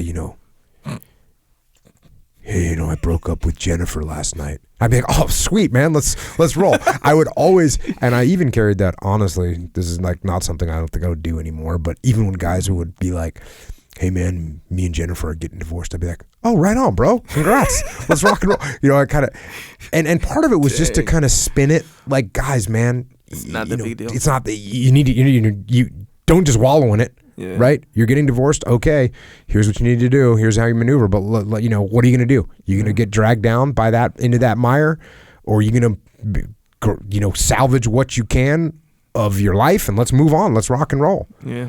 So that's, again, it might be a little harsh. I don't know that I would still have that react. Maybe if I was still in the teens. And 99. I had one guy that. I probably said that to, we have a high divorce rate in the SEAL teams. Yeah. It's like an 85-90% divorce rate. So I've said this to quite a few individuals over the year. I only had one that ever kind of, was like, no, man, you don't get it. And I said, no, actually, I do get it. You don't get it. Yeah. And it always is a little rougher when there's kids involved and all that. So that would put another little horrible spin on it. But the bottom line is that is a good attitude to have. Hey, broke up with my girl, right on. I'm glad I got out of this relationship before it developed into something where I did have hooks in me. Yep. Financial hooks, children. Yeah. All those things. Oh, I made it out scot-free. I'm getting divorced. Oh, you have any kids? No. Okay, rock and roll. Yeah. You got kids? Okay. Well, how's it going to go? What are you putting in line? So. Yeah. Definitely hard. Here's a question. Have you ever gotten your heart broken? Negative. You haven't, straight up. Even in Of course I have, bro. School. I was a boy. Boys get their heart broken. When? Tell me. Oh, Tell God. 10, 11, yeah, that 12. doesn't count. I'm talking like no, I'm 21-ish. time. Because, when you're 10, it's like... Okay, 15, 14, 17, 13. Dang, I mean, bro. I think once I was in the SEAL teams, I kind of had that coping mechanism where you have because you're in the teams now. Yeah, got to be hard. Yeah, and the girls are like, Yeah. you gotta just kind of. But yeah, the younger days for sure. Every guy goes through that, and that's what's hard. And you know what? I'm saying guys specifically, but the girls are the same way. Both guys and girls go through these horrible breakups. Yeah. When you and this is the other thing that we got to realize as parents. When you're 16 years old, I look at my 15, 16, 17-year-old daughters, right, as they were growing up, and I think, oh, they got a boyfriend. Whatever. This guy is meaningless. Yeah. In their lives, I factually know that these guys are meaningless. Yeah. In terms of the broad spectrum of their life. Yeah. But guess what? When you're 15 years old and you got a boyfriend, that is your whole life. Yeah. And so when something goes sideways, I had to say, I had to remember that myself. When I saw my daughters distraught over something, I'd say, okay, here's what's going on. Yeah. This is her whole life. And I'd try to explain to him. Yeah. This guy, I understand that you like him and that he was good and blah, blah, blah. Yeah. But, let's remember you're only 15 and you're going to meet another nice guy and there'll be other opportunities and blah blah blah, but of course it barely gets through to their heads. Yeah, right? Fully. They can't even imagine a nicer guy, a different guy. No, because he's the best. No. Yeah. And so Dang, bro. Yeah, you're on question restriction from now on. No, bro. I wanted to know. I think we all wanted to know. Next question, Jocko. What's your take on false motivation versus authentic leadership? Okay, false motivations versus authentic leadership. Now, there's two kind of ways of understanding this question. The first is from like a really heavy leadership perspective, and that is of trying to lead without actually believing in what you're doing. And that's leading without understanding why. And not believing in what you're doing, and that's wrong, right? And this is in extreme ownership, of course, and we talk about it on the podcast. You can't do it. If you don't believe in what you're doing, your team's going to see that, and they won't believe in it either, which means they're not going to go above and beyond to accomplish the mission, period. So you got to believe what you're doing, and if you don't believe it, then you got to ask the question up the chain of command, find out why, understand why, so that you believe in what you're doing. And eventually you're going to get the answer, right? Eventually you're going to understand why you're doing something. You're going to believe in it. Or you're going to convince the chain of command that that's not a good method and you need to go a different direction. And there might be some rare in extremis case where you actually don't, I'm being told to do something and I don't believe in it. And I say, no, I'm not going to do it. And like Napoleon said, Napoleon's maxims, if you actually have to refuse to do it. If you don't believe it's the right thing to do, then you don't do it. That should be very in extremis, because as a leader, when we're being asked to do something or told to do something or led in a certain way, they're leading us towards victory. Right? They're leading us towards an aligned victory. If it's on the battlefield, it's winning the war. If it's in business, it's creating profit and creating a good product and growing the business. Right? Those things that's what you're trying to do. So if I'm the boss and you come to me with something and say, hey, I want to do this, if it's going to make us more profitable, why would I say no? Yeah. Right? So we're going to move in that direction.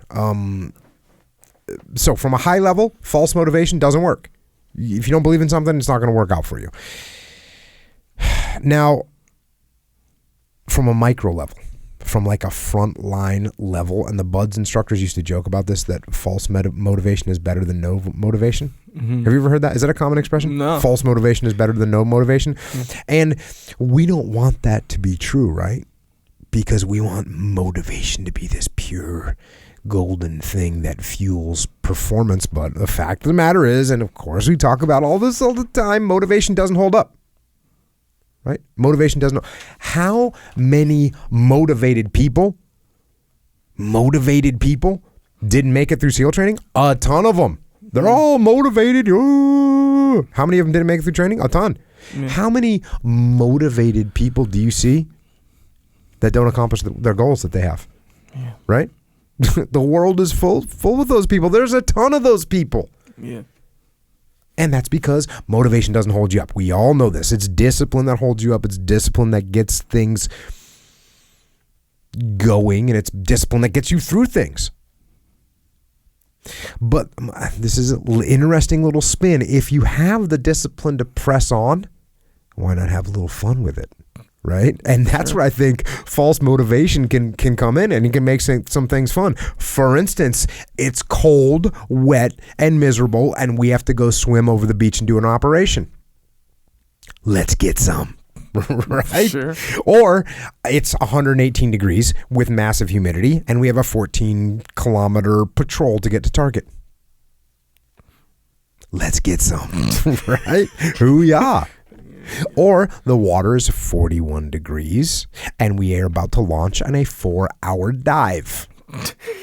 Right? Hell yes. Let's do this. Right? That's false motivation. But it's backed up by discipline, and it might not be real, but it absolutely beats the hell out of, this is going to be miserable and I don't want to do it. Yeah. Right? What would you, if you and I were going to go do something that was going to suck, would you rather have me say, Echo, I really don't want to do this, but I'm disciplined, so I'm going to do it? Yeah. Or would you rather have me say, Echo, this is going to suck, let's go get some, right? You'd rather have the false motivation. Yes, sir. Strap on the pack and put on the mask and fins and fire up the false motivation. Get after it. Now, I will tell you this. I wouldn't even be sarcastic with false motivation. I wouldn't even blink. And I actually, this is the difference. My false motivation isn't even false. I actually believe my own false motivation. Yeah, if it's working. Right? And by the time stuff came out of my mouth, I meant it. I meant it. So, I don't know, at some point in my childhood, false motivation turned into like an actual fuel and just regular motivation. Maybe it's because I realized that I wasn't counting on it to get me through things. I was just having fun with it. Rock and roll. Do you think also how, you know how you like, you'd always say that you were kind of into just being hardcore, and even in like normal stuff, being like hardcore for sure, whatever. So, you know, when you think back and you're like, okay, I'm going to take the hard route or whatever, after you finish it, you kind of feel more proud of it. For sure. Like, do you think that played into it? Like, yeah. That it's like, I can be more hardcore. For sure. For sure. Be more hardcore. Yeah. Like I said, like the meaning of the music hardcore when I was a kid was being hardcore. Just the actual meaning of the word. Yeah. And so, it's real easy to go from that to like, hey, I'm going to do something that sucks and I'm going to have a good time with it. I'm going to laugh about it. Yeah. And and it is contagious. Bruh, it's so contagious. I'm actually not like that now. And if what'd you say? You're gonna like that no, now? I'm actually like that now. Oh, okay. Not to 100%, but in a lot of things, man. Like my daughter, she's 4. She weighs 47 pounds. Mm-hmm. So I'll be sitting or I'll be laying on the couch, not paying attention. She'll climb up on the couch behind and jump and land. Like, you know what a knee drop is, right? Yeah, you know, atomic knee drop. Yes. For a while, just so you know, for a while in my house, there was no rules in my house. There was only 2 rules in my house. When my older kids were like, 7, 6, whatever, those types of ages that your daughter's out right now, but a little bit older, there was 2 rules in my house. Number 1, don't touch me when I'm eating. Okay. Number 2, no atomic knee drops. Oh, dang. Because they would do it to each other. Oh, yeah. I didn't mind them doing it to me, but they would atomic knee drop each other. Yeah. So I had to have 2 rules. And plus, I wouldn't have a lot of time to eat. And all of a sudden, it's like they want to hold on my arm. No. Get away from me when I'm eating like a rabid dog. And it's funny, one of them, the reason that's fresh in my mind, because we were just on a trip and my kids were explaining to my youngest daughter that, when we were little, Dad was meaner, and he wouldn't let us touch him when he was eating like you just did. Yeah. And of course I said, well, that's because she's cuter than you were. All of you. It's messed up, bro. I don't mind the atomic knee drops anymore because of you, because of the very reason like you got to be hardcore.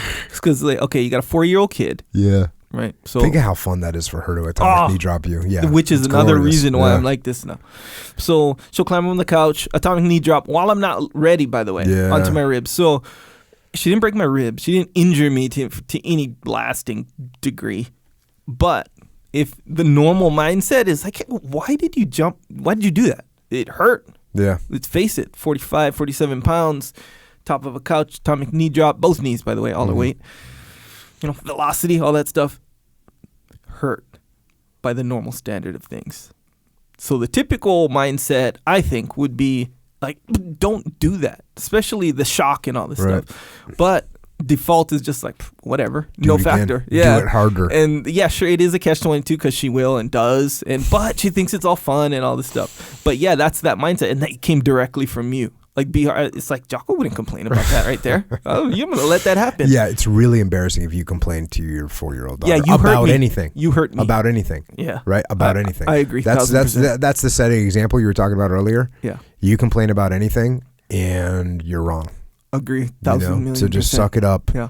Say bring it on. Yeah. False motivation, which becomes real motivation, which be like hardcore. I said, the only sort of reason for motivation for me is just funny. Just funny. It's not going to actually get you to do anything, but just let's have fun. I'm going to do it anyways. Yeah. I'm going to let the atomic knee drops happen over and over again. And so why, when I could go through life just experiencing them and accepting them, why not have some fun with the atomic knee drops and the long cold dives and the hot weather and the dehydration and the hypothermia? Why not have fun with all those things? Yeah. And I mean, you probably know, but it's unbelievable how much that helps yourself. You know what? I think maybe because my view of motivation is so low, that to me it's just funny. Yeah, false motivation is just funny. But it is fun. Yeah, it's a fun thing. Yeah, that's kind of part of what I mean. Okay, so the mats. I don't know if you noticed. I brought the mats in here. Yes, I did. Whatever. Notice. So those mats there, I think there's like 16 of them. I forget how many, but they cover a full 2-car garage. Covers it perfectly. It's a lot. It's a lot of mats, and the 2-inch thick ones.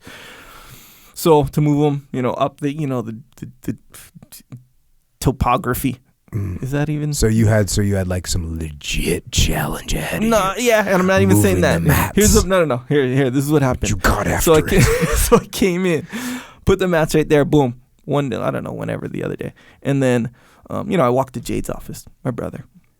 He was like, "Oh, hey, what are you doing here?" I was like, "Oh, I just put the mats in here." He's like, "You put the mats in here? What?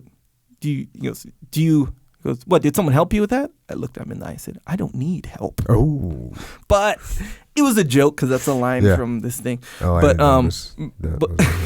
the point there is just that attitude, like, no, I don't need help. No, I don't, because I'm trying to be like Jocko, fucking hardcore. I don't need help. Little kids can't hurt me. They can't make me complain. It's like that mindset. But your mindset is changing. You are turning into a complete savage. Bro, it's way Little different. kids can't hurt you, and you can carry the mats by your own. Yeah, and here's by your own. That's another thing. That's another little expression I used, because my son, when before he could talk well, he would want to do something. He'd say, "I do it by my own." Right. He's trying to say by myself or on my own. Yeah, he'd say by my own.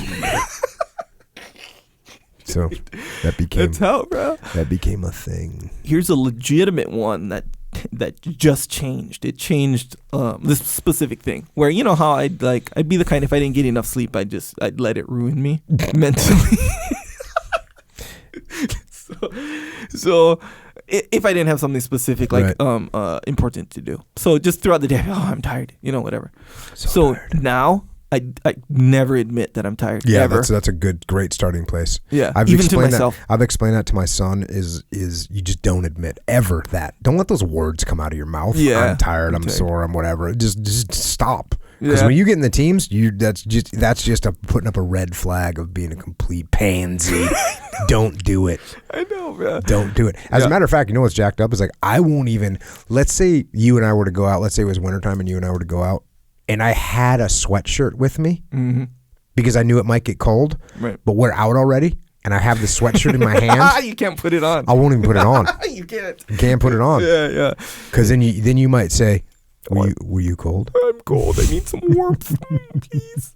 Yeah. Oh, dang, that's a good one. Yeah. Yeah, I'm gonna do that too. Or should I say not do that? Yeah. Bro, I don't know. Remember the time? I think I told this story before. Remember the time we were driving from LA? It was like late at night, and you're like, "Yeah, I know I'm this big bad team guy or whatever, but I'm kind of tired right now." And then almost like it was painful to let the words out of your mouth. You know, like you let them slip and it really hurt you. So it was like maybe like 3 seconds later. You said, "But fuck it, I'll just drive to Montana if I have to right now. I'll just get in the mode." That's okay. I'll go into team guy mode. You can be tired, bro. I won't tell nobody. I was tired yesterday. I was driving, and my wife says like, "Oh, you haven't been sleeping much. Are you okay to drive?" I was like, "Yeah." Yeah. And I did the same thing. I was kind of like, "Well, I'm super tired. I can drive indefinitely." Yeah. I don't know though. I don't know. Maybe you're different, maybe not. But No, that's dangerous. actually, bro. no. I don't encourage people doing that. Yeah. I don't encourage it. That's a horrible thing to do, is drive when you're super tired. Yeah. Yeah, don't do that. Bro, on Kauai, it's happened here before, but on Kauai, it's really boring to drive because it's so easy. It's just so like you don't. So when you get like tired or sleepy or whatever, it's really easy to just fall asleep. Super easy. And that's hard because you can't control it. It's like you think you can I can control it. And sure, there is little tactics. Like you can like do little things that, inflict pain on yourself, whatever. But man, it's really hard to control. And once you fall asleep. Yeah, no, don't do that. Don't do that. Stuff. You wake up in a bridge embankment, just dead. Or wake up dead. Yeah. Yeah, it's bad. That's not good. I was reading this thing on motivation, and it said in this book, I'm not saying that this is true or not true, but it said, and it made sense, where motivation, people misuse the word motivation, and they confuse it with inspiration. So inspiration is like when someone gets you all revved up to do something, right? Mm-hmm. It's like what you're saying, like, well, let's do this, or you see a mansion, now you're inspired to work hard for stuff or whatever. Okay. Listen to some speech, some quote unquote motivational speech. It inspires you. It doesn't motivate you. Motivation is your bare, raw motive, the motive for you doing it. So let's say, I feel like I said this before, but let's say I want to get in shape. You know how girls will get in shape for their wedding? Mm-hmm. That's the motive, is to be in shape for the wedding. Okay. So that doesn't go away.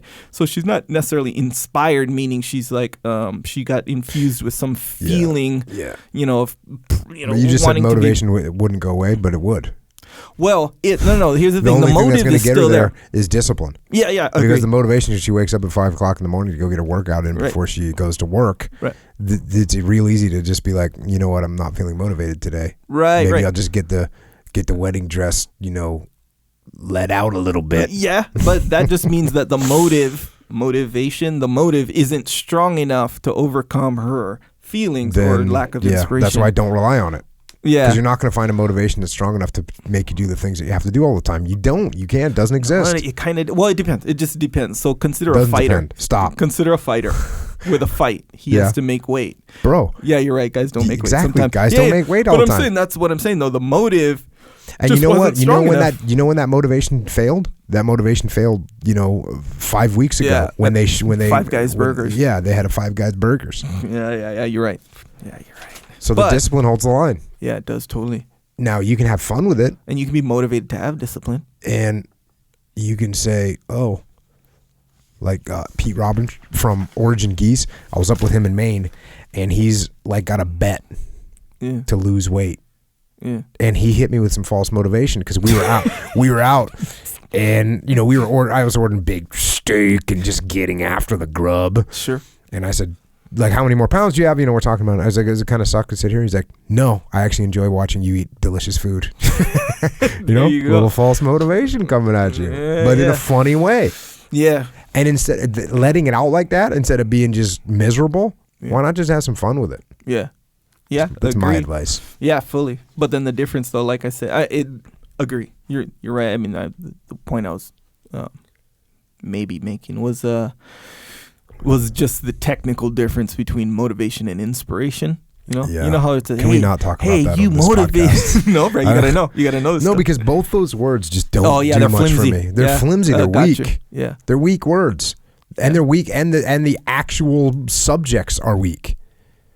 Inspiration, motivation, like it's not gonna get you there. Come on, bro. It might get you through like the first 3 minutes of a, you and I were just talking before you came in here. You said there was moments in your workout today when you could have easily, or yesterday, you could have easily called it. Like, hey, man, I'm sweating. I got a good workout. But you didn't. Yeah. You held the line. Yes. Discipline. It was. Actually, I created false motivation. Just truth be told, you're right. But I've created false motivation for myself. I said, you know what? I'm gonna do this. Actually, it's the way for me to facilitate discipline for myself. Is I want to do this because I'm gonna feel better afterwards. Oh, yes. That whole deal. You're talking about discipline. And then you contrast it with how junk I'm going to feel if I don't. Weak, embarrassed for myself, by the way. And when I said that, how workout has many opportunities to stop. Yeah. So the first opportunity is in the parking lot. In this case, I went to a gym. So, bro, if you walk away when you're in the parking lot, you got issues. Bro, I've done that. I've done that like 4 times in my life. You don't have to admit that on the podcast. You should just lie. Nonetheless, it makes this current story significant. more significant. So boom, that's the first opportunity. Second opportunity is before you warm up, which is pretty close to the first opportunity. Before you warm up. Have you ever quit then? Yes. Oh my God. Twice. Jeez. One time it felt real good because I justified it very effectively, and the second time I was like, I just got to get after it tomorrow, whatever. Nonetheless, then it's after the first body part or the first sort of, how you have, I'm going to do, Metcon first, or I'm going to do squats first, or, it's after the first exercise or body part. Really? Yeah. Yeah. Okay. That's one opportunity. To me, the biggest hurdle is getting there. Which is when you have your gym at your house. That hurdle's gone. I agree that it gets easier to hold the line for sure after you start. But there's a part at the end. You know how you just said you like to do your Metcon afterwards? No, lately I've been doing Metcon before and lifting heavy afterwards. Right. Yeah, that's what I meant. Which is strange. But you're right. I could say, you know what, that Metcon was a little bit heavy. Yeah, so maybe hard. I'll just call it good on the heavy part. Yeah, exactly right. But man, I feel so good when I'm all loosened up. Yeah. Yeah. So same deal with me. And I, every opportunity to quit was passed, was waived. Well done, Echo Charlie. Yeah, man. So, last question. Yeah, I got time for one more. Yes. Jocko, I am a chronic excuse maker. How do I stop making excuses and get things done? The chronic excuse maker. How do you stop making excuses? This is actually pretty simple.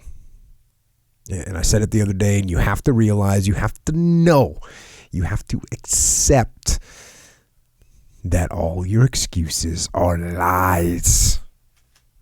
They are lies, all of them. Think about the things that you tell yourself, the lies you use to rationalize taking the easy road. Taking the easy road and leaving discipline behind. Think about them. You don't have time. That's a lie. You don't have support. That's a lie. You don't have the equipment or the gear. Lies. You don't know the best way. Who cares? That's a lie. Or you're too old or you're too young. Of course you're too old or too young. Lie. And there's you're too busy. Sure you are. That's a lie. And you're too tired or you're too sore or you're just plain not feeling it. Lies, lies, lies. And the list goes on and on and on. And it doesn't stop if you don't make it stop. So recognize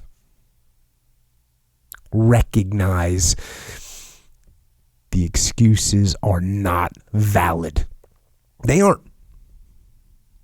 They're trumped up.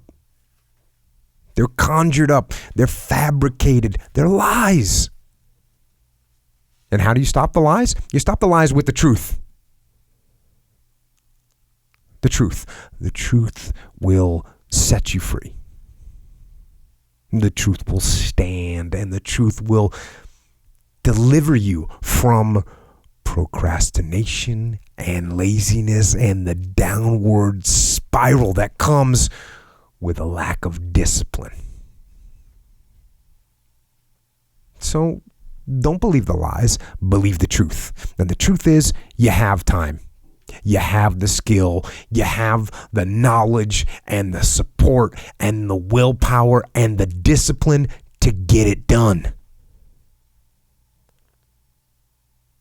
So cast out the lies, burn them down,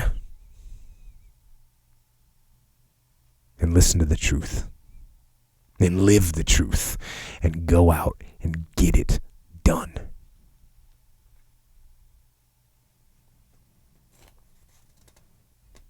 And I think that's all I've got for tonight. So, Echo, speaking of the truth, sure, could you perhaps explain to us how to support this podcast, if we want to? If we want to, sure. Yeah. What you can do is support yourself. Mm-hmm.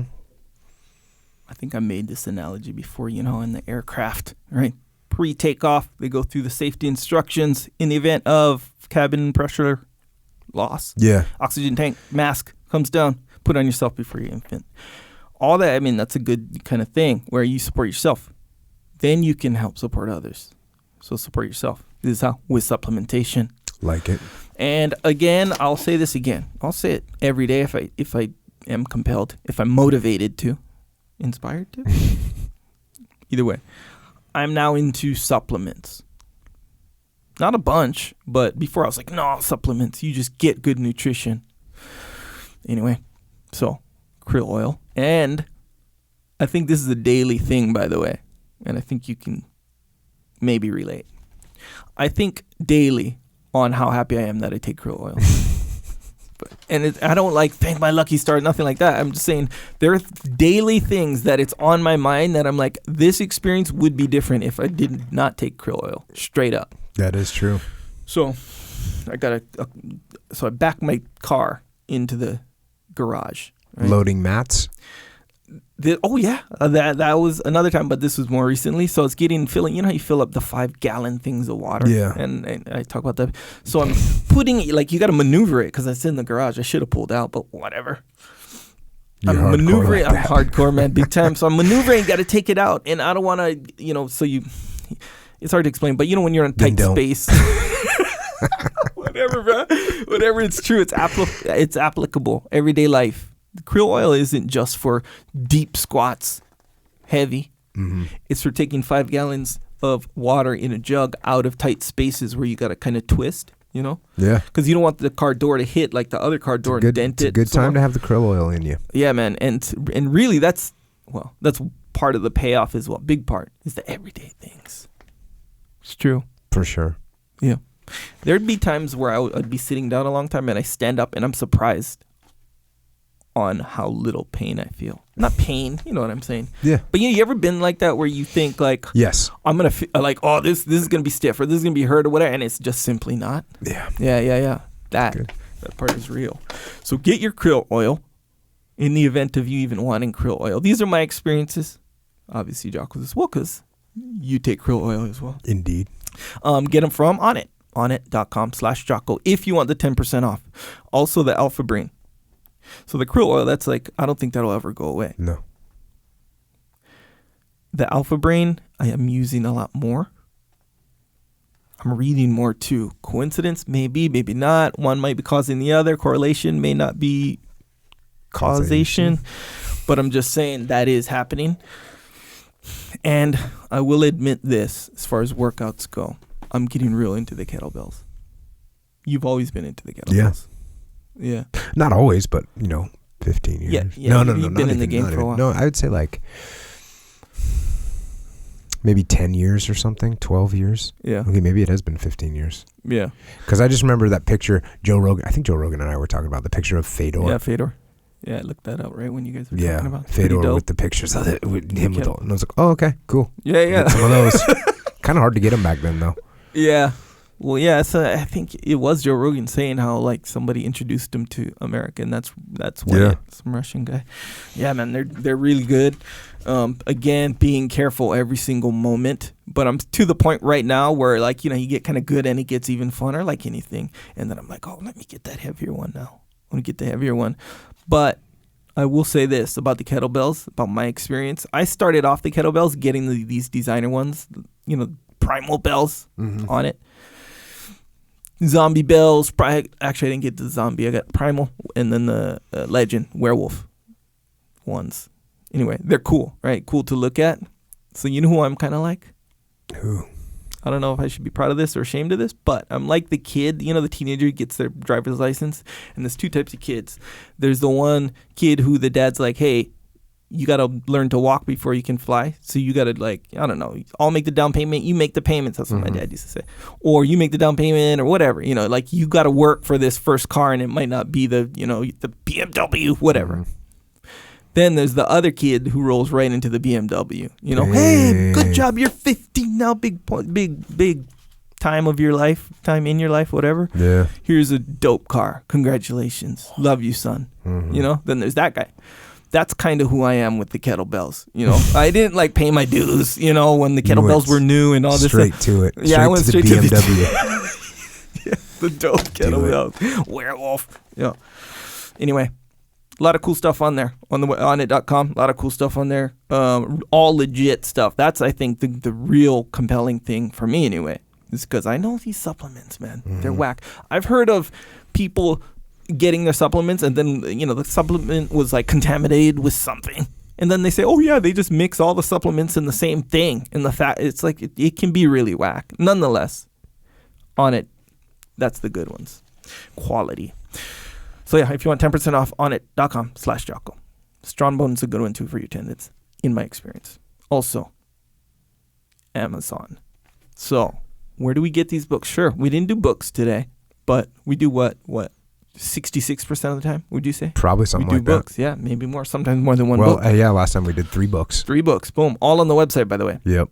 So anyway, this is another support yourself situation. A lot of times people ask, hey, which book was that again? And they got to go back. People ask me for a reading list. Hey, do you have some kind of reading list? I'm like, yes, I got a reading list. It's on JockoPodcast.com. Every book that and by the way, are there good books that you've read that you haven't put on the podcast? Not really. When I read a book and it's good, it's going on the podcast. Yeah. Yep. If I read a book and it's lame, it's not going on the podcast. Now, there's some books that are informational, but they don't cut it for the podcast. Yeah. I wouldn't recommend them. Right. I'll tell you a little. I just realized this. I had a book selected for the podcast like 3 weeks ago, and I got 100 pages into it.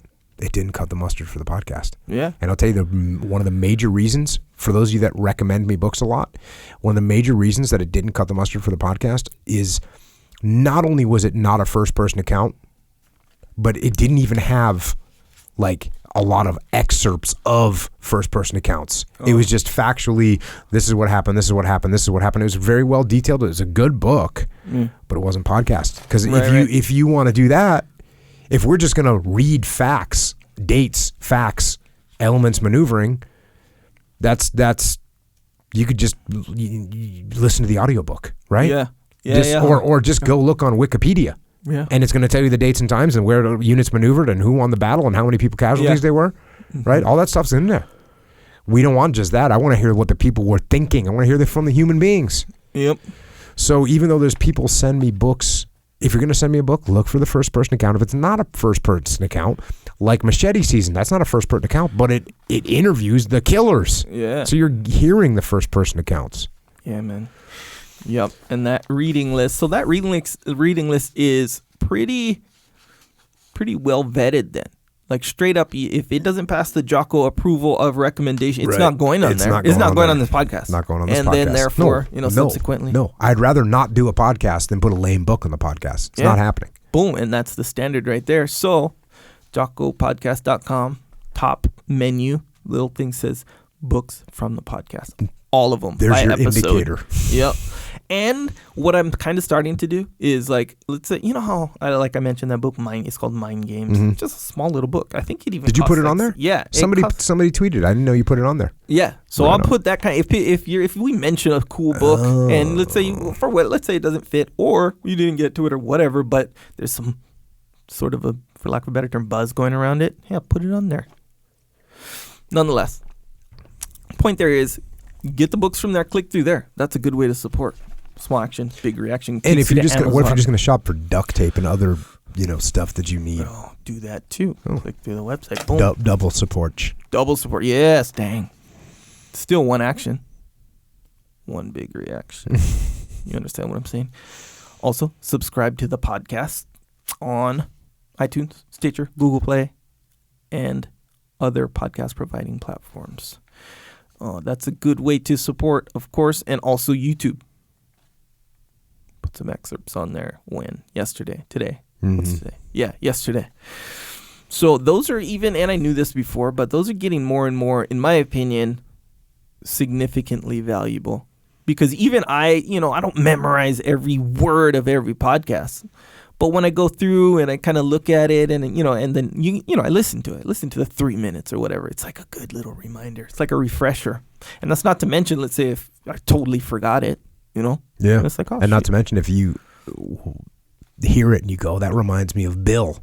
He's having that issue. Gonna send it over to Bill. No problem. Shareable. Yep, and he's gonna probably watch it as opposed to, hey, Bill, here's the podcast I was talking about with your issue. It's hey, 3 hours and 27 minutes long. Exactly, Get some. Exactly. You're right. Bill might not listen to that quite yet. He might get around to it. Might not. Not if he's in a hurry. Not if he has a busy life. He still might find a way. Anyway, but they are shareable and they're quicker. So when you click on it, you can listen to them. They're excerpts, including those. And also other videos I'm going to put on there. But, we're working on those. So, yeah, YouTube, subscribe. Get some, as they say. Also, Jocko has a store. It's called JockoStore. JockoStore.com. That's the website. It's an online store. It's a good one. Just did a little revamping of it. A little bit more user-friendly. Not that it wasn't user-friendly before, but, you can, I don't know. I think it's a little cleaner or whatever. But, nonetheless, the shirts are still available there. If you like the shirts, you like the designs, get some. I'm not saying just, hey, guys, support by buying shirts. I'm not saying that. I'm not saying that at all. I'm saying go to the website, JockoStore.com. Check them out. If you like them, get them. Support that way. That's how. Also, some travel mugs on there, some bumper stickers. There's hoodies, but should we be wearing hoodies right now? Well, we shouldn't here. Yeah. We live in California, Yeah. Southern California. Some people live in cold places. Like where? Alaska. Oh, yeah, huh? Yeah, that's true. All right. Norway. Yeah, that's true. Also, rash guards on there, though. So, is it too soon to have another rash guard? It's too soon, huh? I don't really necessarily think so. Yeah, huh? I actually think more rash guards is better. Is better. The more, the better. Yeah. Well, hey, we got 2 out, so there's rash guards on there as well. Some women's stuff, and if you want to support that way, get yourself a garment. There's a sick rash guard. Like I said, I've been hanging out a little bit with a guy named Pete Roberts from Origin Geese up in Maine. Yeah. My home of record for the military, by the way. Dig New it. England. Dig it. And he made a rash guard, like a special 4th of July Day rash guard. Yeah. And I'm going to go ahead and say, affirmative, it's out of control. You got to check it out. It is George Washington wearing a gi, riding a snake, a giant snake, the Don't Tread on Me snake. Yeah. So I don't know if he's going to make a lot of them, but if you don't have one, I think we all should basically have one. OriginMaine.com. You can get one of those. Origin Maine. MAINE. Yeah. OriginMaine.com. Yeah. And you know where they're made? Why don't you guess where they're made? Well, you figure Maine. No, you figure, oh, well, if he's getting a rash guard, they're probably made in China. Maybe. Or maybe they're made in Pakistan. Maybe. Or maybe they're made in Taiwan. Maybe. But there's also a whole bunch of places that make them, like Sri Lanka and Vietnam and Thailand. Maybe they're made there. You'd be wrong on every single one of those because you know where they're made? America. They're made in Maine. Yeah. So you might want to order one. But do they source like the material? Everything. From, it's from Maine. It's from America. Pete's crazy. Pete. He doesn't play around. Specially woven. He's woven he weaves his own material for geese to make geese with. Yeah. Yeah. That's straight up made. That's made in straight America. up. That's made in America. The cotton comes from South Carolina or something. Yeah. Shipped up to Maine. Looms. You even know what a loom is? Yeah. Fruit of the loom. So it's like here's how I put it together ultimately. So loom, it makes it weaves stuff, right? Yeah. It's basically a big weaving machine. I mean, there's more to it than that, of course. So now remember the brand Fruit of the Loom? Yeah. Oh, I so get it's it. like Yeah, that's the fruit. The fruit of the loom. The product. Well, there you go. Origin actually has their own looms. Once again, here in Maine. Yeah, in your hometown. Layers, Mountain bro. State, Layers, kind of. layers. Anyways, check those out. Yeah. And you'll be to say you'll be fired up. I'm gonna go ahead and say you will be inspired. And it's funny too because the rash guard design, the 4th of July rash guard design, it's how things can get so over the top that they actually become cool. Yeah. I think that's where it's at. That's where it's at. And like me, I'm all about the subtle designs, right? Yeah. What should we do? Black. Make it black. Yeah. And then don't put much on it. That's me. He took the other direction. I'm going to have a giant snake. I'm going to have George Washington with a black belt on in an Origin gi. I'm going to have, that's what I'm talking about. Yeah. America. That's kind of like on Kauai when you go to the North Shore and you can go north, or you can go west, and you go too far because Kauai's like a circle. Before you know it, you're essentially at the same place. Well, yeah, that's... Yeah, see. Okay, yeah. At first I wasn't following you. Yes, you do get to the same place. Yeah, so he went too crazy, but he went so far in the realm of crazy that it became dope, because you have like, we consider dope as like the perfect mix of crazy and understated and current, contemporary, or rebellion against. Yeah. But he went in that one direction that you don't really go for, mass acceptance, and then he took it too far. And now it's right where it needs to be. Dopeness. Speaking of dopeness. Go. Psychological warfare. Hey, here's a question. Tough question. Psychological warfare. Is this false motivation? Wait, let me explain what it is. So Psychological Warfare is an album with tracks of Jocko saying, basically, in moments of weakness on your journey, whatever, waking up early, sticking to the diet, trying to get stuff done, anti-procrastination stuff, you can play these tracks and Jocko will tell you how to get over that weakness for that moment. So the question is that false motivation? Because you did mention that you can use the false motivation. Yeah, well, maybe you are at that point. Right? It is possible. You just can't depend on it. You can't be like, hey, this is my whole thing. No, yeah, that's a good point. It's going to get you there, but if you're not disciplined yourself, those tracks aren't going to do anything for you. Right. Yeah, exactly. Well, maybe. So these might, because they are pretty good. Yeah, they're pretty powerful. It's like I always say. And I know we got to make Psychological Warfare too. I got to continue to gather a couple more tracks that I'm thinking about and what people have been asking for, so that they can have a little spot if they need it. Psychological spot. Right. Yeah. So just know what I was thinking of naming Psychological Warfare 2? What? Psychological Warfare 2. Dang, bro. Dang. Advance, bro, advance. Yeah. But yeah, that is what it is. It's a spot. So just like false motivation, that can be just like a spot. Like you can't roll into the gym with your workout partner and be like, hey, I'm going to get under this bench It's 405 on there. I want you to do the whole thing. I want you to upright row. Yeah, that ain't allowed. You know, yeah, you don't. That's not what a spot's for. It's not what any of this thing is for. It's I'm gonna do this in the unlikely event that I run into something that might cause me to fail. You got me that rest of the way. That's it. That's what psychological warfare is too, by the way. But in my experience and opinion, you can lean on that pretty heavily. It'll get you through. It's my opinion. Also, Jocko white tea on Amazon. You can get that there. Mm-hmm. And I guess I got asked on Twitter if I ever used any performance-enhancing drugs, you know? And I said Sure. no. Yeah. But honestly, let's just go ahead and face it.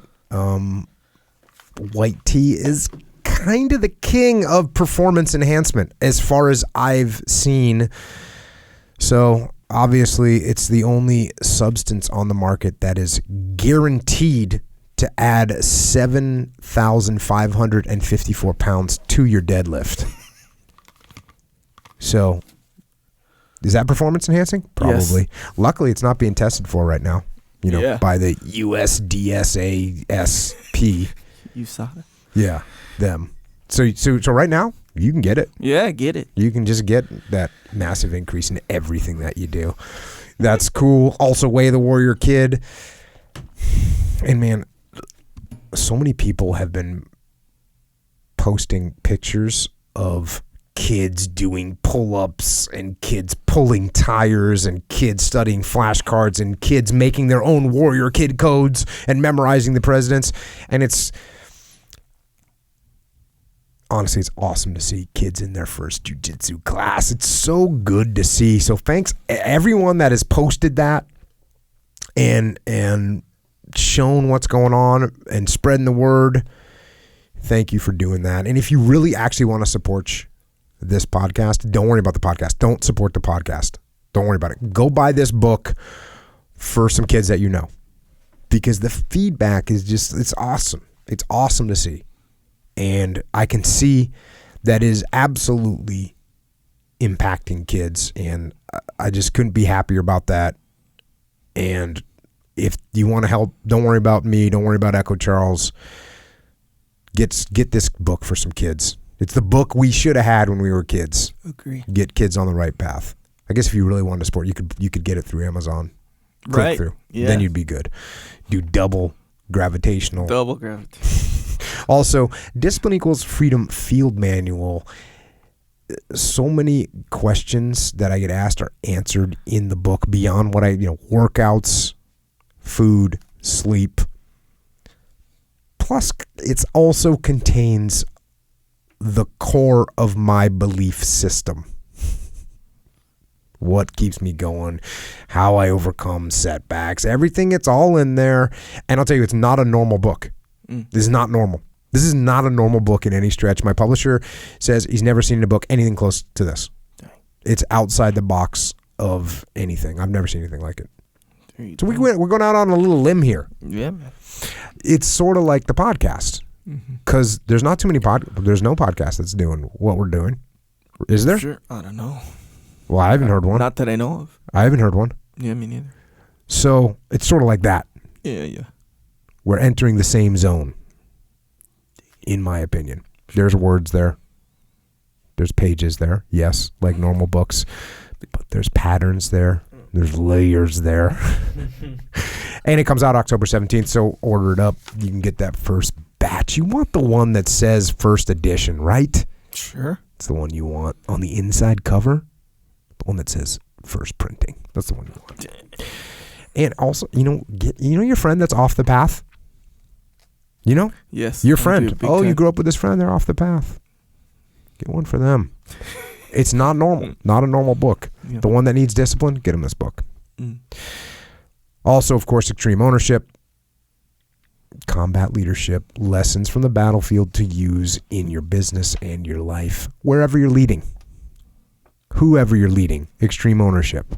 You can pick that one up. Also, Echelon Front, Leadership and Management Consulting, me, Leif Babin, JP Donnell, Dave Burke. You want to get your leadership team unified? Email info@echelonfront.com. We'll come and make it happen. And finally, the muster. The first muster that we did in San Diego, sold out. The one we did in New York, sold out. The one we're doing in Austin, sold out. So if you wanted to come to those and you didn't make it, sorry, but we are back in San Diego, September 14th and 15th, back at the Omni Hotel downtown, Muster 004. New material, by the way. New material, but same attitude. Same passion. We're going to bring it. We're going to burn it down. We will see you there.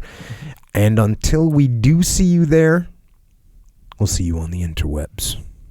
On Twitter, Instagram, and that Facebooky boy. Echo is at Echo Charles, and I am at Jocko Willink. And thanks once again for listening. To those in uniform, especially those overseas, thank you for being strong and brave and standing up for what you and we believe in. And also thanks to police, law enforcement, firefighters, paramedics, and other first responders. Thanks for keeping us safe here at home, and to everyone else out there. Like First Lieutenant Leonard Isaacs asked, see how you can help people. Ask how you can help them and clean up what's around you. And never run away from something you're afraid of. And as Dr. Horokova told us, whether you're at an operating table or a lathe or a sewing machine or on a construction site or your child's cradle or wherever you're working,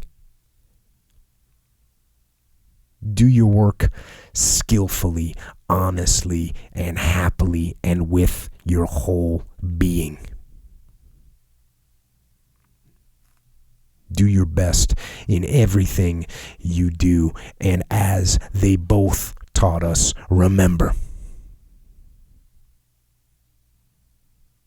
our time here is short.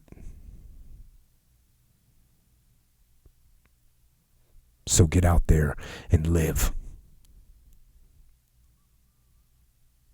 And until next time, this is Echo and Jocko. Out.